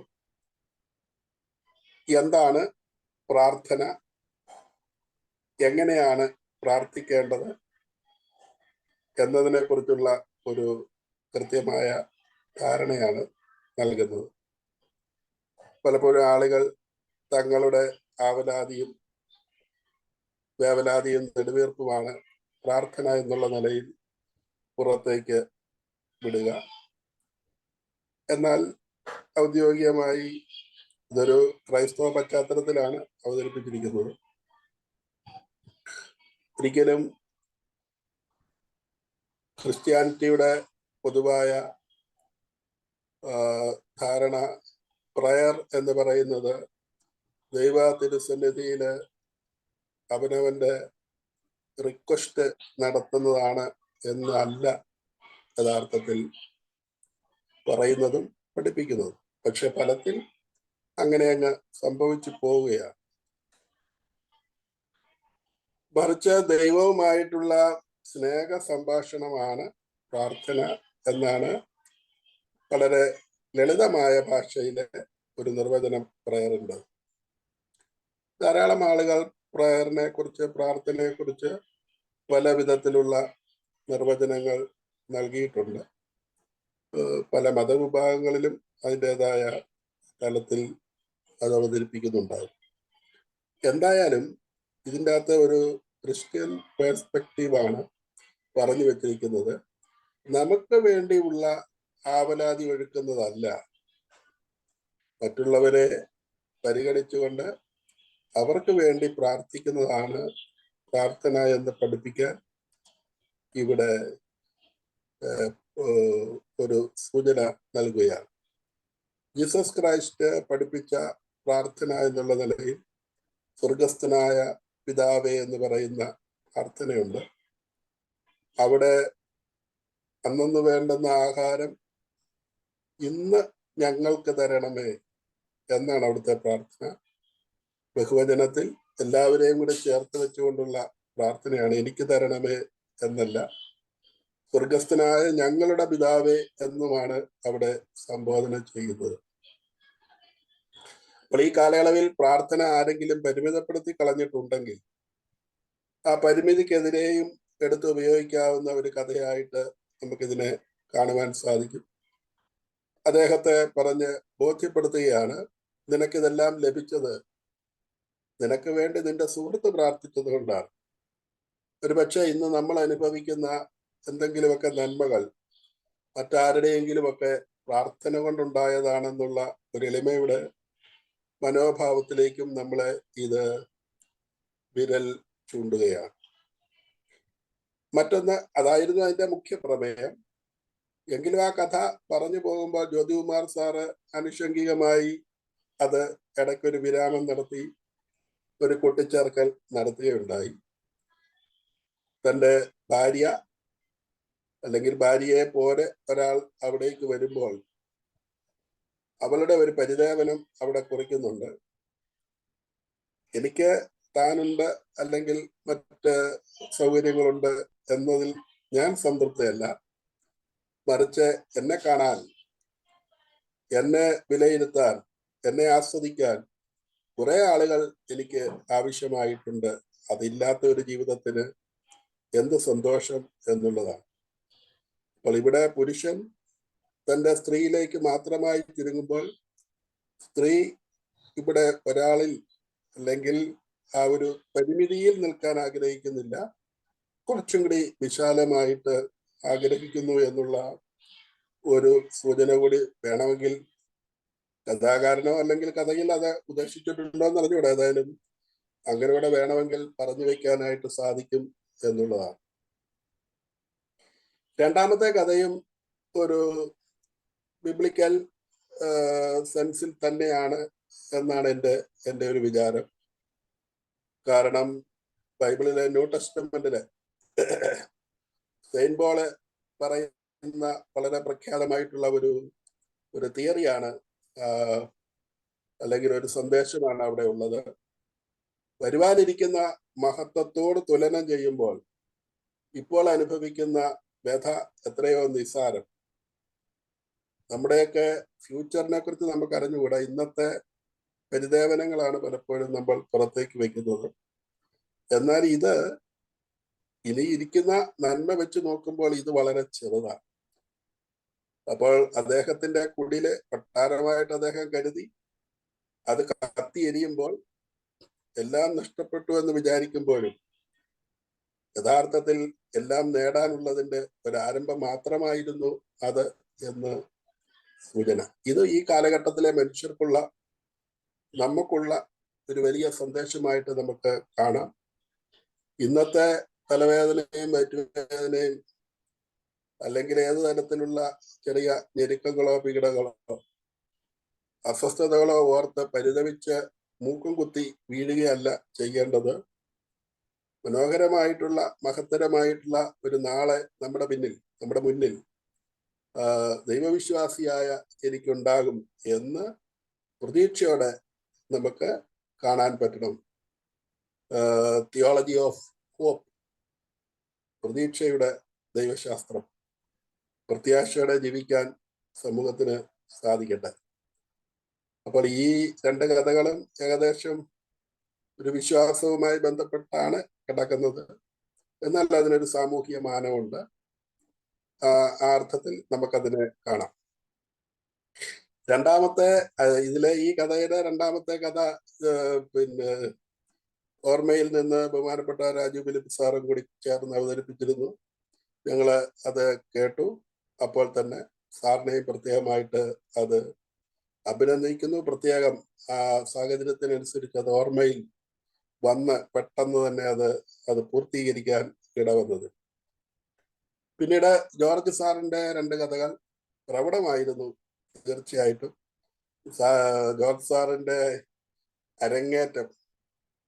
അരങ്ങേറ്റത്തിന് 100 മാർഗം നൽകുകയാണ്. ഇനിയുള്ള കഥകളിലേക്ക് വരുമ്പോൾ വീണ്ടും വീണ്ടും അത് കൂടുതൽ നന്മയായിട്ട് മാറുകയും ചെയ്യട്ടെ. അതിലെ സൂഫി കഥയിൽ നിന്ന് പറഞ്ഞത്, ഈ 2 കഥകളിലെയും മുഖ്യ സാരാംശം, ഈ സാറിന്റെ കഥാവതരണത്തിൽ ഒരുപക്ഷെ വിലയിരുത്താനുള്ള കാര്യങ്ങളൂടെ സാറ് പറഞ്ഞാണ് അവസാനിപ്പിച്ചത്. ഞങ്ങൾക്കുള്ള ഭാഗങ്ങളൊന്നും ബാക്കി വെച്ചില്ല. അതും കൂടി ചേർത്ത് അതിന്റെ എല്ലാം വിശദീകരണം നൽകിക്കൊണ്ട് പറഞ്ഞു എന്നുള്ളതാണ് ആ കഥാവതരണത്തിന്റെ ഒരു പ്രത്യേകതയായി കണ്ടത്. എന്തായാലും 2 കഥകളുടെയും മുഖ്യ സാരാംശം ധനേച്ഛ, ധനമോഹം, അത്തരം കാര്യങ്ങളാണ് അതിൻ്റെ അകത്ത് നിൽക്കുന്നത്. അതുപോലെ തന്നെ സ്വയം ആരെങ്കിലും താനാണ് മഹാകേമൻ എന്ന് വിചാരിച്ചാൽ അതും മൗഢ്യമാണ് എന്നുള്ള ചിന്ത രാജാവിനെയും ബോധിപ്പിക്കുകയാണ്. അപ്പോൾ ഈ ധനമോഹത്തിൽ നിന്നും ഉണ്ടാകുന്നതായ പ്രതിബന്ധങ്ങൾ, ബുദ്ധിമുട്ടുകൾ, അതിനെ ആളുകളെ ബോധ്യപ്പെടുത്താൻ വേണ്ടിയിട്ട്, അഥവാ അതെല്ലാം നശിച്ചു പോകുന്നതാണ്, നഷ്ടപ്പെടുന്നതാണ്, ഇല്ലാതായി പോകുന്നതാണ്, അഥവാ നിത്യശാന്തിയോ നിത്യസംതൃപ്തിയോ തരുന്നതല്ല എന്ന് ബോധിപ്പിക്കാൻ 2 കഥകൾക്കും തീർച്ചയായിട്ടും കഴിവുണ്ടായിരുന്നു. അതിനെയും പ്രത്യേകം നന്ദിയോടെ ഓർക്കുന്നു. 3 പേർക്കും, 2 മുഖ്യ കഥാകാരന്മാർക്കും കഥാകഥനം നടത്തിയവർക്കും പൂരിപ്പിച്ച രാജു സാറിനും ഒരിക്കൽ കൂടി നന്ദി പറഞ്ഞുകൊണ്ട് ഞാൻ നിർത്തുന്നു. നന്ദി. Thank you. റോയ് സാർ പറയും. ലാബ്സൺ സാറിന്റെ കഥ തീർന്നപ്പോ എനിക്ക് ആ ചാക്കോയെ കുറിച്ചൊന്ന് അറിയണമെന്നുണ്ടായി. അപ്പൊ സാറ് മറ്റേ റോബിൻസൺ ക്രൂസോയുടെ കാര്യം പറഞ്ഞപ്പോ ചാക്കോയുടെ ഭാഗം പോലെ എനിക്ക് തോന്നി ചാക്കോ. കാരണം ഇയാളുടെ ജസ്റ്റ് ഓപ്പോസിറ്റ് ആണ് അദ്ദേഹം വന്നത് എന്ന് തോന്നി. എനിവേ, ഈ സാറ് പറഞ്ഞ കഥയില് നമുക്ക് ഓരോ അവസരങ്ങൾ വരുമ്പോഴും പ്രാർത്ഥിച്ചാൽ കിട്ടുമെങ്കിൽ പ്രാർത്ഥന കിട്ടാൻ വേണ്ടി തന്നെ ആയിട്ട് വരുവാണ്. അത് പോട്ടെ. പിന്നെ ഏകാന്തത അനുഭവപ്പെടുക എന്ന് പറയുന്നത് സ്വാഭാവികമാണ്. അങ്ങനെ വന്നപ്പോഴാണ് ഒരു കൂട്ട് വേണം എന്ന് ആഗ്രഹിച്ചത്. പണ്ട് ബൈബിളിലെ സ്റ്റോറി എങ്ങനെയാണല്ലോ, ആദാവയുടെ ഇത് ദൈവം ഏകാന്തത തോന്നിയപ്പോഴാണല്ലോ അവയെ കൊടുത്തേ എന്ന് പറഞ്ഞതുപോലെ കിട്ടി. പക്ഷേ അവര് അങ്ങനെ സന്തോഷിച്ചിരുന്നില്ല. ഈ ഭാര്യയും ഭർത്താവുമായി മാത്രം സന്തോഷമായിട്ട് ജീവിച്ചാൽ പോരാ, മറ്റുള്ളവരും ഒക്കെ ആയിട്ട് ഒന്ന് മിങ്കിൾ ചെയ്യണം എന്ന് ആഗ്രഹിച്ചു. അപ്പൊ അതിന് വന്ന ഒരു പ്രശ്നം ഉണ്ട് അതിനകത്ത്. പിന്നെ ഒരു കാര്യം എനിക്ക് നമ്മള് ഈ വേഷം അണിയുന്നു എന്ന് പറയുന്നത് മറ്റുള്ളവരും കൂടി കണ്ട് കഴിഞ്ഞാൽ മാത്രമേ അതിനൊരു സാറ്റിസ്ഫാക്ഷൻ നമുക്ക് കിട്ടുകയുള്ളൂ എന്നുള്ള ഒരു പ്രധാന കാര്യമാണ്. അതല്ലാണ്ട് എല്ലാവരും പറയും ഞാൻ വേഷം അണിയുന്നത് എൻ്റെ സംതൃപ്തിക്ക് വേണ്ടിയിട്ടാണ്. ഈ സംതൃപ്തി ഉണ്ടാവണമെങ്കിൽ മറ്റുള്ളവരുടെ മുമ്പിൽ പ്രദർശിപ്പിച്ചാൽ മാത്രമേ കിട്ടുകയുള്ളൂ. അതൊരു പ്രധാനപ്പെട്ട കാര്യമാണ്. ഈ കഥയിൽ അത് സൂചിപ്പിച്ചിട്ടുണ്ട്. പിന്നെ ഞാൻ പലപ്പോഴും പറയാറുണ്ട്, വിവാഹം കഴിഞ്ഞവരൊക്കെ സ്ത്രീകളൊക്കെ എന്തിനാ ഈ അണിഞ്ഞൊരുങ്ങി നടക്കുന്നത്, ആരെ ആകർഷിക്കാനാണ് എന്ന് ചോദിക്കുന്ന ഒരു ഭാവമൊക്കെ ഉണ്ട് പണ്ട് കാര്യം. അപ്പൊ അതൊക്കെ ഈ വേഷം അണിയുന്നത് മറ്റുള്ളവർ കാണാൻ വേണ്ടിയിട്ടാണ്. അതുകൂടെ കണ്ടു കഴിഞ്ഞ് അവരുടെ മുമ്പിൽ ഞാൻ പെർഫെക്റ്റ്, കുറെ സുന്ദരിയാണ്, പെർഫെക്റ്റ് ആണ് എന്ന് കാണിക്കാനും കൂടെ ഉള്ള ആഗ്രഹം മനുഷ്യ സഹജമാണ്. അത് സ്ത്രീകൾക്ക് കൂടുതലുണ്ട് എന്ന് തോന്നുന്ന ഒരു സാഹചര്യം ഇതിനകത്ത് വന്നു. ഓക്കെ, ഏതായാലും ദൈവം ചോദിച്ചല്ലോ, വേർ ഈസ് ചാക്കോ എന്ന് ചോദിച്ചല്ലോ. അപ്പോ വളരെ സുഹൃത്തുക്കളായിരുന്നുകൊണ്ടാണല്ലോ അവർ ഒന്നിച്ച് തന്നെ ഒരു ഔട്ടിങ്ങിന് കോട്ടയിലൊക്കെ പോകേണ്ടി വന്നത്. പക്ഷേ ഇടയ്ക്ക് വെച്ച് അവനവന്റെ സുഖങ്ങൾക്ക് വേണ്ടിയിട്ട് തിരിഞ്ഞപ്പോഴും കൂട്ടുകാരനെ കുറിച്ച് അന്വേഷിക്കുക ഒന്നും ചെയ്തില്ല എന്ന് പറയുന്ന ഒരു ഭാഗമുണ്ട്. അപ്പോ രണ്ടുപേരും കൂടെ സന്തോഷിക്കാൻ വേണ്ടി അതുപോലെയാണല്ലോ ഈ ബോട്ടിലൊക്കെ യാത്ര ചെയ്യാനായിട്ട് രണ്ടുപേരും കൂടെ ഔട്ടിങ്ങിന് ആഗ്രഹിച്ചു പോയി. പക്ഷേ കാര്യം കണ്ടു കഴിഞ്ഞപ്പോ അവനവന്റെ കാര്യങ്ങൾക്ക് മാത്രം പ്രാധാന്യം കൊടുത്തു എന്ന് പറയുന്ന ഒരു ഭാഗമുണ്ട്. അപ്പോ എത്ര കൂട്ടായാലും മറ്റതായാലും അവനവന്റെ കാര്യം നോക്കുന്ന ഒരു ഭാഗം ഉണ്ട് എന്നുകൂടി മനസ്സിലാക്കാൻ ഈ കഥയിൽ നിന്ന് മനസ്സിലാകുന്നുണ്ട്. പിന്നെ രണ്ടാമത് പറഞ്ഞ കഥയുടെ കാര്യം വളരെ താല്പര്യത്തോടു കൂടി ഏകാന്തതയിലാണെങ്കിലും അധ്വാനിക്കാൻ തന്മനസ്സുള്ള വ്യക്തിക്ക് സുഖമായിട്ട് ജീവിക്കാനും സന്തോഷിക്കാനും അവസരങ്ങളുണ്ട്. അത് നഷ്ടപ്പെട്ടു പോയാലും അതിനുള്ള പോംവഴികൾ ഉണ്ടാകും എന്ന് മനസ്സിലാക്കുകയും അതനുസരിച്ച് ജീവിതം സന്തോഷകരമായി അധ്വാനിച്ച് ഉണ്ടാക്കുന്നത് നന്നായിരിക്കുമെന്നൊക്കെയാണ് എനിക്ക് തോന്നുന്നത്. പിന്നെ ജോർജ് സാറിന്റെ കഥയില് രാജാവിനോട് ഭിക്ഷയാചിച്ചു എന്ന് പറയുന്നത് അത് ഒരു ഏറ്റവും മോശമായ ഒരു കാര്യമാണ് എന്ന് ചിന്തിക്കുമെങ്കിലും അത് അവന്റെ അവസ്ഥയിൽ എന്തെങ്കിലും അവന് കൊടുക്കണം എന്ന് തോന്നുന്ന ഒരു ഭാഗമുണ്ട്. പക്ഷേ രാജാവിനോട് ഭിക്ഷ ചോദിച്ചതും രാജാവിന് നേരെ കിട്ടും. അപ്പോ സമ്പന്നന്റെ അടുക്കയാണ് അല്ലെങ്കിൽ അതുപോലുള്ള ആളുടെ അടുക്ക ഭിക്ഷ ചോദിക്കുന്നത് അവർക്ക് ഇഷ്ടപ്പെടുകയില്ല എന്നാണ് എനിക്ക് ഇതിൽ നിന്ന് മനസ്സിലായത്. ഓക്കെ, അപ്പോ സാധാരണക്കാരനാണെങ്കിൽ ഒരു മനസ്സരിവ് ഉണ്ടാവും. ഞാനും ഇങ്ങനെ വിഷമിച്ച് ബുദ്ധിമുട്ടി നടക്കുവാണല്ലോ, അപ്പൊ അതിൻ്റെത് അവർ കൊടുക്കേണ്ടതാണ് എന്ന് തോന്നുന്നു. നേരെ മറിച്ച് സമ്പന്നനാണ്, അവനവന്റെ കാര്യം ഞാൻ എൻ്റെ കാര്യം കൂടി ഞാൻ നേടി, മറ്റുള്ളവര് എന്ത് കാണിച്ചാലും അധ്വാനിക്കാൻ പറ്റൂലേ, അത് കിട്ടും എന്ന് പറയുന്ന ഒരു ഭാഗം അവിടെ എനിക്ക് തോന്നി. ഏതായാലും അതിനകത്തേക്ക് രാജാവിന്റെ സ്വത്തുവകകൾ സ്വർണ്ണ നാണയങ്ങളെല്ലാം വീണിട്ടും ആ ഭിക്ഷപാത്രം നിറഞ്ഞില്ല എന്ന് പറയുന്നത് ഒരു വലിയ ഇതായിട്ട് എനിക്ക് തോന്നി.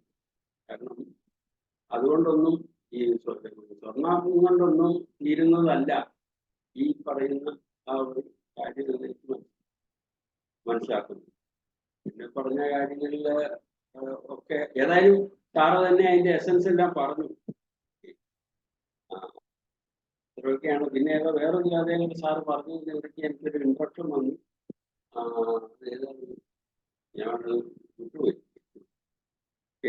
എനിവേ ഈ ചില കാര്യങ്ങൾ നമ്മൾ കഥകളിലൂടെ മനസ്സിലാക്കുമ്പോൾ കൂടുതൽ അതിന് അർത്ഥവത്തായി തോന്നുന്ന സാഹചര്യമുണ്ട്.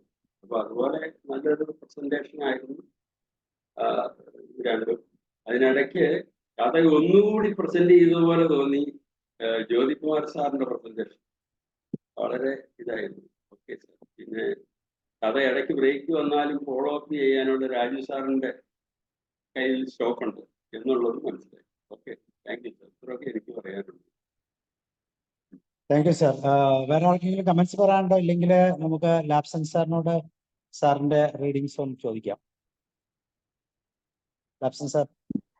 ഹലോ. പറയൂ സാർ പറയൂ. പക്ഷെ പിഷച്ചട്ടിയില് എത്ര സ്വർണ്ണ നാണയം ഇട്ടിട്ടൊന്നും അറിയുന്നില്ല എന്നുള്ള അതിനോടനുബന്ധിച്ച് വേറൊരു അനുബന്ധ കഥയുണ്ട്. അതായത് കിങ് സോളമന്റെ കാലത്ത് കിങ് സോളമന് ഈ ലോകത്തുള്ള എല്ലാ അനിമൽസ്, ബേർഡ്സ്, ഇൻസെക്ട്സ് എല്ലാറ്റിനോടും സംസാരിക്കാനുള്ള കഴിവുണ്ടായിരുന്നു. അങ്ങോട്ടും ഇങ്ങോട്ടും സംസാരിക്കാനും പറയുന്നത് കേൾക്കാനുള്ളതും അവരെ ലാംഗ്വേജ് ഒക്കെ അറിയായിരുന്നു എന്നൊക്കെ പറയുന്നുണ്ട് ഖുർആനിൽ. അങ്ങനെ ഈ അനിമൽസിന്, ഈ ലോകത്തുള്ള എല്ലാ അനിമൽസിനും ഭക്ഷണം കൊടുക്കാൻ കഴിയും എന്ന് പറയുന്ന ഒരു കഥയാണത്. അങ്ങനെ ഈ കിങ് സോളമൻ അങ്ങനെ വിചാരിച്ചു. ആ സമയത്ത് ഒരു മത്സ്യത്തിന് ആദ്യമായിട്ട് ഭക്ഷണം കൊടുക്കാൻ തുടങ്ങുകയാണ്. ഈ മത്സ്യത്തിന് എത്ര ഭക്ഷണം കൊടുത്തിട്ടും പിന്നെ അതിന് വയറ് നിറയുന്നില്ല. അവസാനം ആ മത്സ്യം ഈ കിങ് സോളമനെ വിഴുങ്ങി.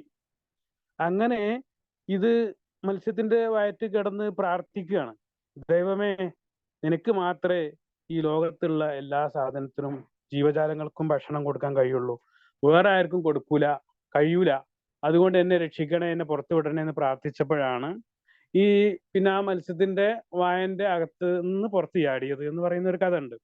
അതുപോലെ തന്നെ ഈ മഹാബലി ഈ 3 അടി ഭൂമി അളന്നു കൊടുക്കാന്ന് പറഞ്ഞ് പാതാളത്തില് താഴ്ന്ന കഥയും ഇതൊക്കെ നമ്മുടെ ചില വിവരമില്ലായ്മ കൊണ്ട് അല്ലെങ്കിൽ അഹങ്കാരം കൊണ്ട് ഉണ്ടാകുന്ന ഓരോരോ അബദ്ധങ്ങളാണ് എന്നാണ് ഞാൻ മനസ്സിലാക്കേണ്ടത്. അപ്പൊ ഈ 3 കഥകളും തമ്മില് വളരെയധികം റിലേഷൻസ് ഉണ്ട്. അതുകൊണ്ട് നമ്മൾ ഇതിന് ഗുണപാഠമായിട്ട് ഒരിക്കലും അഹങ്കരിക്കാൻ പാടില്ല. ദൈവത്തിന് മാത്രമേ പല കാര്യങ്ങളും ചെയ്തു തീർക്കാൻ കഴിയുള്ളൂ, നമ്മൾ ചിന്തിക്കാൻ പോലും കഴിയൂല എന്നുള്ളൊരു ഗുണപാഠമാണ് അതിൽ കിട്ടിയെന്ന് എന്നാണ് എനിക്ക് മനസ്സിലാകുന്നത്. Okay, thank you. Thank you sir. Thank you sir. Labson sir പറയും. ആദ്യത്തെ കഥയിലെ നിങ്ങൾ പറഞ്ഞ ആ നല്ല ആശയങ്ങളൊക്കെ ചേർത്ത് വെച്ചുകൊണ്ട് തന്നെ ഒരു ഭാഗം കൂടെ അതിനകത്ത് ഒന്ന് കാണിക്കാനായിട്ട് ആഗ്രഹിക്കുന്നുണ്ട്. അത് മറ്റൊന്നുമല്ല, ചാക്കോ പ്രാർത്ഥിച്ചതുകൊണ്ടാണ് ഇത് ലഭിച്ചതെന്ന് പറയുമ്പോൾ ചാക്കോയുടെ വാചക പ്രാർത്ഥന മാത്രമല്ല, നമ്മൾ ഇന്ന് അനുഭവിക്കുന്ന പല സന്തോഷത്തിനും കാരണം നമ്മുടെ പൂർവികരാണ്. നമ്മളിന്ന് തേങ്ങ അനുഭവിക്കുന്നുണ്ടെങ്കിൽ നമ്മുടെ പൂർവികന്മാർ നേരത്തെ വെച്ചുകൊണ്ടാണ് നമുക്ക് തേങ്ങ കിട്ടാൻ പറ്റിയത്. ഒരു 5 വർഷം മുമ്പെങ്കിലും മാവ് പാവിയതുകൊണ്ടാണല്ലോ മാങ്ങ പറിച്ചു തരാൻ പറ്റുന്നത്. നമ്മുടെ ഭാവിക്ക് വേണ്ടി നമ്മൾ എന്തെങ്കിലും ചെയ്യുന്നുണ്ടോ? നമ്മളൊക്കെ ഇത് ആസ്വദിക്കുന്നുണ്ട്, നമ്മുടെ ഭാവിക്ക് വേണ്ടി നമ്മൾ എന്തെങ്കിലും ചെയ്യുന്നുണ്ടോ എന്നും കൂടെ ഒരു പരിസ്ഥിതിയായിട്ട് ബന്ധപ്പെട്ടും കൂടെ ചിന്തിക്കുന്നത് നല്ലതാണ്.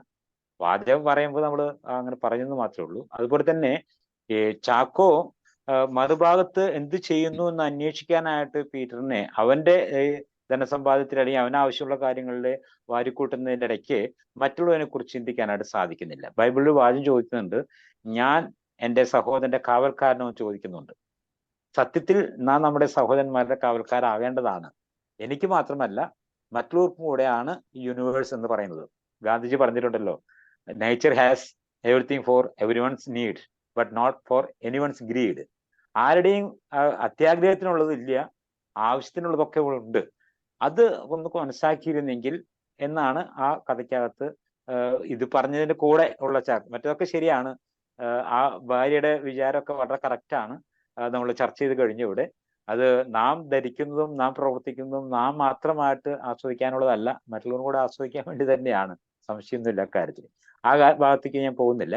അപ്പൊ ഈ മറ്റുള്ളവർക്ക് വേണ്ടി നന്മ ചെയ്യാനായിട്ട് നമുക്ക് ചുമതലയുണ്ട്. കാരണം we are already using that. മറ്റുള്ളവരുടെ ഗുണം നമ്മൾ സ്വീകരിച്ചു കഴിഞ്ഞ് ചെയ്തുകൊണ്ടിരിക്കുക. പിന്നെ ചിലർ പറയാറുണ്ട്, എൻ്റെ കാര്യം ഞാൻ നോക്കിക്കോളാം, എനിക്ക് ആരുടെയും സഹായം വേണ്ടെന്ന് പറയുന്നുണ്ട്. മൗഢ്യമാണ്.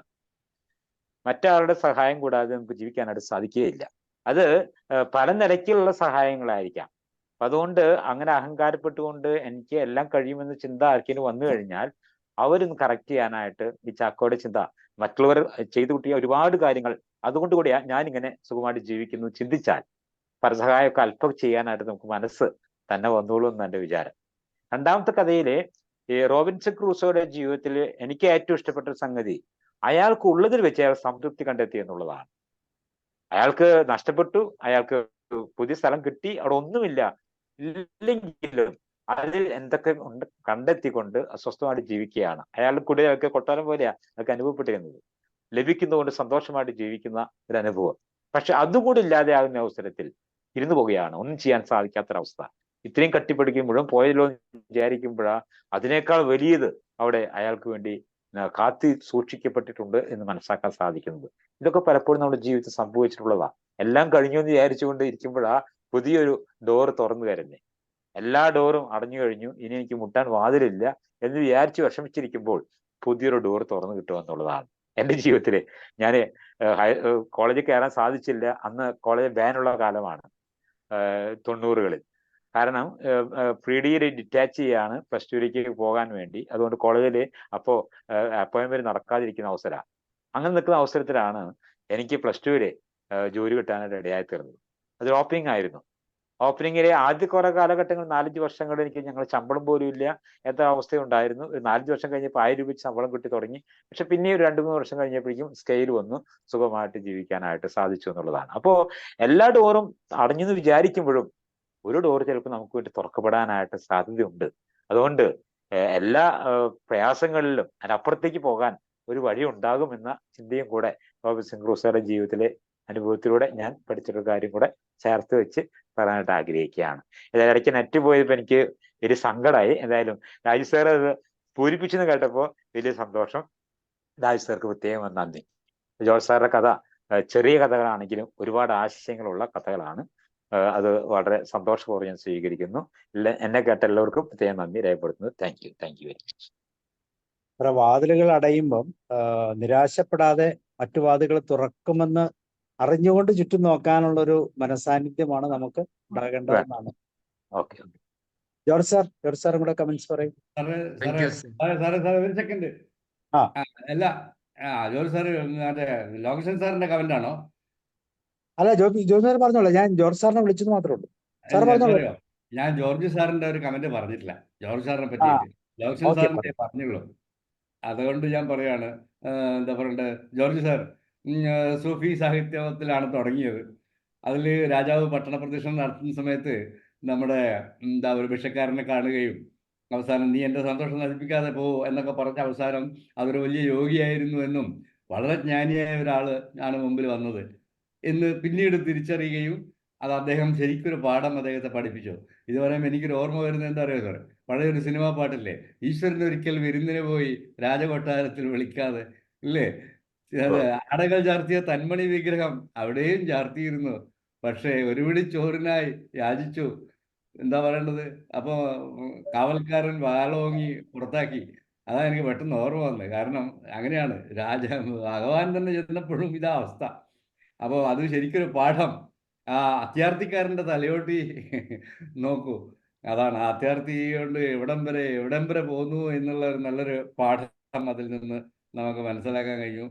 പിന്നെ വേറൊന്ന്, അടുത്ത ഒരു അത്യാർത്ഥിയുടെ കാര്യവും പറഞ്ഞു. എന്താണ് കാശുണ്ടാക്കാൻ വേണ്ടി ശ്രീധനം അല്ലേ, 20 വയസ്സിന് 15 ലക്ഷം, പിന്നെ എന്താണ് പറഞ്ഞ 25 വയസ്സിന് 30 ലക്ഷം, 30 വയസ്സിന് 50 ലക്ഷം എന്ന് പറഞ്ഞ് സാർ അവിടെ പണം കൊണ്ട് മാത്രമൊന്നും നേടാൻ പറ്റില്ല, അപ്പോൾ ഈ വ്യത്യാസങ്ങളുണ്ടെന്ന് പറഞ്ഞ് ജോർജ് സാർ അവിടെ അങ്ങ് നിർത്തിവെച്ചു.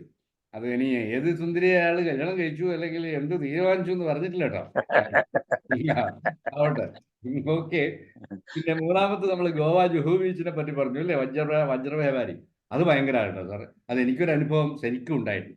കാരണം അതുകൊണ്ട് മടിയന്മാരെ പ്രോത്സാഹിപ്പിക്കുന്നതല്ല, അവരൊക്കെ എല്ലാം മനസ്സിലാക്കി ആ കിടപ്പിൽ അതാണ്. അതുപോലെ ഞാൻ വളരെ ചെറിയ പ്രായത്തിൽ സാറേ നമ്മളിവിടെ കുറച്ച് പേരല്ലേ ഉള്ളൂ. ഞാൻ ഇൻഷുറൻസിലായിരുന്നല്ലോ. ഞാനന്ന് ഒരു അസിസ്റ്റന്റ് മാനേജറായി കണ്ണൂർ വർക്ക് ചെയ്യുന്ന സമയത്ത് ഞാനൊരു പാർട്ടീൻ്റെ അടുത്ത് പോയി ക്യാൻവാസ് ചെയ്യാണ്. ജസ്റ്റ് ഞാൻ ഷെയർ ചെയ്യാണ്. അപ്പോൾ അദ്ദേഹത്തിന് ഓടിട്ടൊരു വീടൊക്കെയാണ്. ആ കാലത്ത് നമ്മൾ ടെറസിലേക്ക് മാറുന്ന ഒരു കാലഘട്ടം. അങ്ങനെ അപ്പോൾ എല്ലാ വീടുകളും അങ്ങനെയുള്ളത്. അപ്പം ഞാനിങ്ങനെ അടിച്ച് കത്തിക്കാളുകയാണ്. അദ്ദേഹം നല്ല ഒരു ടീച്ചർ ആണ്. ഒരു എന്താ പറയുക 50-55 വയസ്സ് റിട്ടയർ ചെയ്യാൻ പോകുന്നു. ഞാൻ ചെറുത്. അപ്പോൾ നമ്മളിങ്ങനെ എൻ്റെ ആ ഒരു പുതിയ അതിൽ ഞാനിങ്ങനെ കത്തിക്കാളുകയാണ്, ഇതിനെപ്പറ്റിയൊക്കെ പറഞ്ഞുകൊണ്ട് അങ്ങനെ ഇങ്ങനെ മെച്ചൂരിറ്റി മറ്റത് മറിച്ച്. അവസാനം അയാളൊരൊറ്റ ചോദ്യമാണ്, ഒക്കെ ഈ അരച്ചാൻ വയറിന് വേണ്ടിയല്ലേ എല്ലാം, പിന്നെ ഈ വീട് എന്തൊരു തണുപ്പ്, എന്തൊരു സുഖം. അപ്പോൾ അന്ന് ഞാൻ തിരിച്ചറിഞ്ഞു, എന്താ പറയുക, ഞാൻ എന്ത് പൊട്ടനാണ്, ഭ്രാന്തനാണ് എന്ന്. കാരണം ഓരോരുത്തരുടെ തലമുറ വ്യത്യസ്തമല്ലേ, അത് മനസ്സിലാക്കി സംസാരിക്കേണ്ടതാ ഞാൻ. അന്ന് അതെനിക്കൊരു വലിയ പാഠാ കിട്ടിയേ.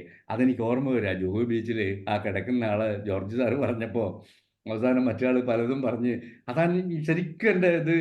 ഞാൻ സത്യം പറയണേ, ധനം, പണം, വീട്, മറിച്ചതെന്നൊക്കെ പറഞ്ഞിട്ട് ഇതെല്ലാം കൊണ്ട് എന്താ കാര്യം? അതാണ് നിങ്ങൾ സന്തോഷത്തോടെ ജീവിച്ചൂടെ ചോദിക്കുക. അതാണല്ലോ ഞാനിപ്പോൾ കിടന്ന് ചെയ്യുന്നത് എന്ന് പറഞ്ഞപ്പോൾ അത് വളരെ വല്ലാത്തൊരു, എന്താ പറയേണ്ടത്, എല്ലാത്തിൻ്റെ അപ്പുറം, അതിൻ്റെ അപ്പുറം അതുക്കും മേലെ പോയി. ജോർജ് സാർ നന്നായി, വളരെ നല്ലൊരു അവതരണം. താങ്ക് യു രണ്ടുപേർക്കും, ലോക്സൺ സാറിനും വളരെ നല്ല കഥകളും കൊണ്ട് രണ്ടുപേരും വന്നു. Thank you very much. Thank you sir. Thank U.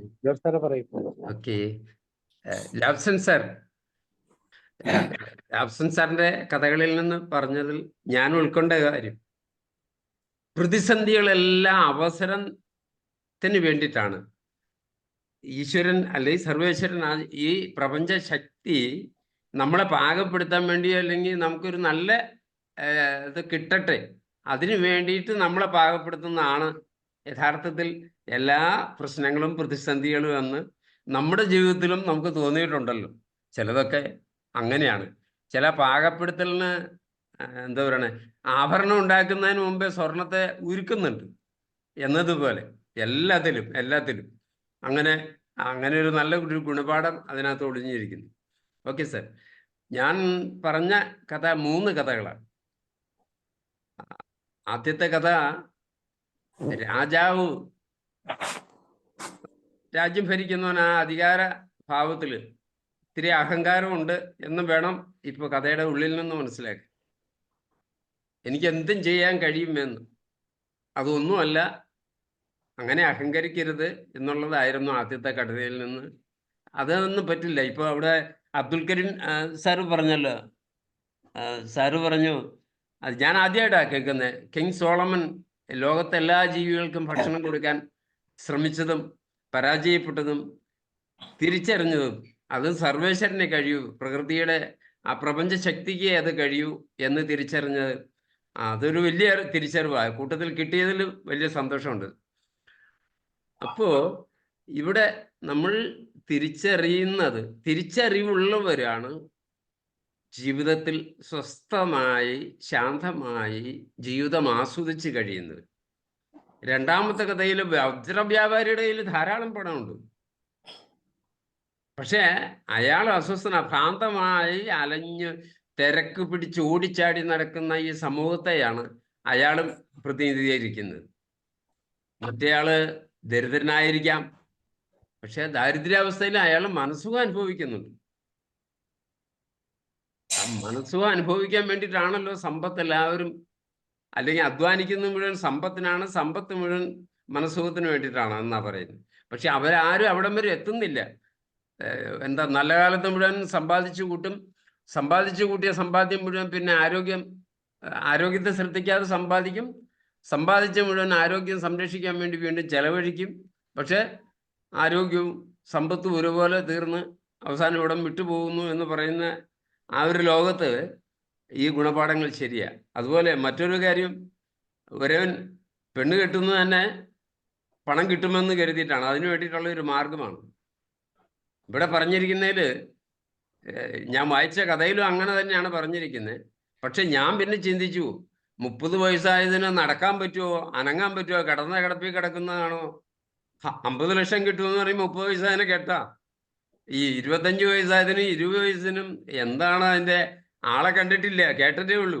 അപ്പൊ പണത്തിന് വേണ്ടിയിട്ട് ആ ഒരു ലക്ഷ്യത്തോടെ നീങ്ങിയാൽ എന്തൊരവസ്ഥയിലുള്ളതിനാണ് ഈ 30 ലക്ഷത്തിന്റെ കൂടെ കിട്ടണേ, അല്ലെങ്കിൽ 25 ലക്ഷത്തിന്റെ കൂടെ കിട്ടണേ എന്ന് ചിന്തിക്കാതെ പോയ മനുഷ്യൻ എന്ന് ഞാൻ അർത്ഥം കൊടുത്തു. തീർച്ചയായിട്ടും ഇത് തന്നെ നമുക്കുള്ളത് കൊണ്ട് നമ്മുടെ പരിമിതികളെ തിരിച്ചറിഞ്ഞ് ഈ ലോകത്ത് കിട്ടിയ ഈ ഹ്രസ്വമായ ജീവിതം സമാധാനത്തോടെ കഴിയാൻ ശ്രമിക്കാം. അങ്ങനെ ഒരു സൂചന ആണ് കഥകളിൽ നിന്ന് ഉരുത്തിരിഞ്ഞു വന്നതെന്ന് കരുതുന്നു. ആ ഉദ്ദേശത്തിലാണ് ഞാനും പ്രസന്റ് ചെയ്തത്. Okay, thank U. ഇത്രയും പേര് ശ്രദ്ധിച്ചിരുന്നല്ലോ, ഇപ്പോഴും ഉണ്ട് 9 പേര്. Thank you sir. അതന്നെയാണ് നമ്മുടെ സാബു സാറും ചെയ്തുകൊണ്ടിരിക്കുന്നത് സാറേ. അതെ. നമ്മുടെ നാഷ് സാറും കൂടെ എന്തെങ്കിലും പറയുന്നുണ്ട്. നാഷ് പറയുന്നുണ്ടെങ്കിലും. ഓരോരുത്തരുടെയും വിശകലനത്തിനും പ്രത്യേകം നന്ദി കേട്ടോ. വളരെ സന്തോഷം. ഞാനൊരു കൂട്ടിച്ചേർക്കലോടെ നടത്തിക്കോട്ടെ. ജ്യോതികുമാർ സാറ്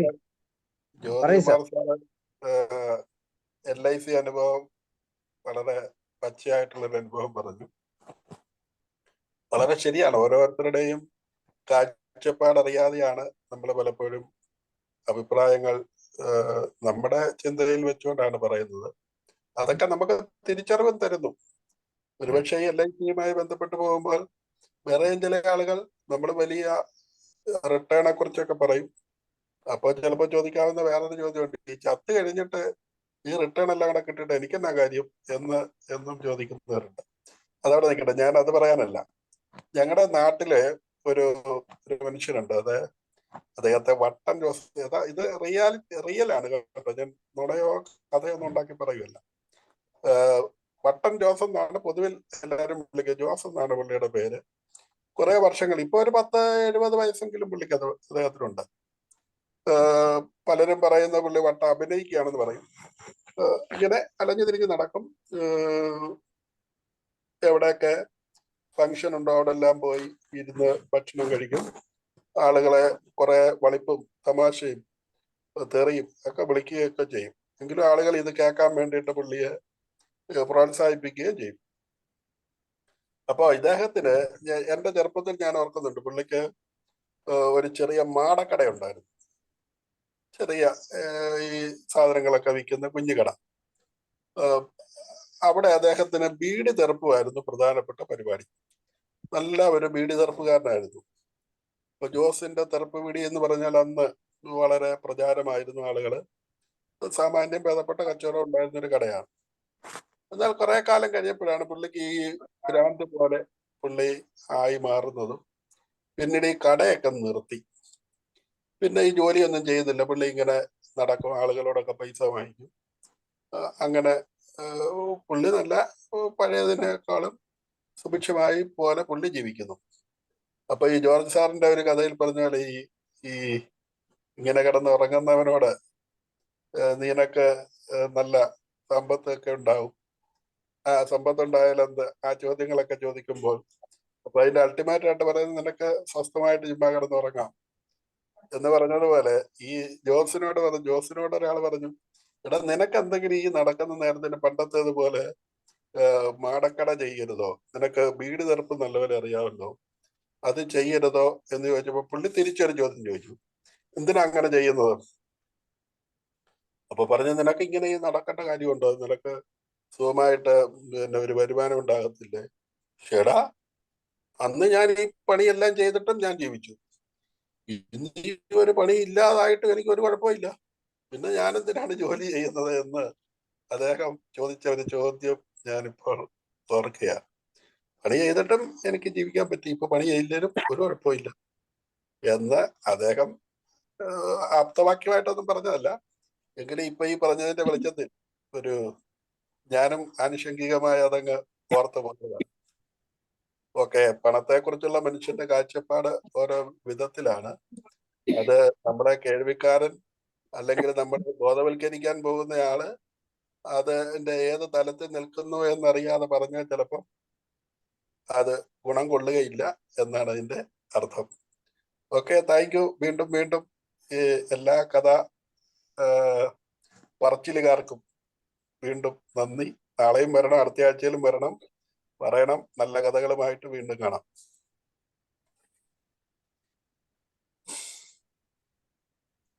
ഒമ്പത് പേരുണ്ട് ഇപ്പോഴും.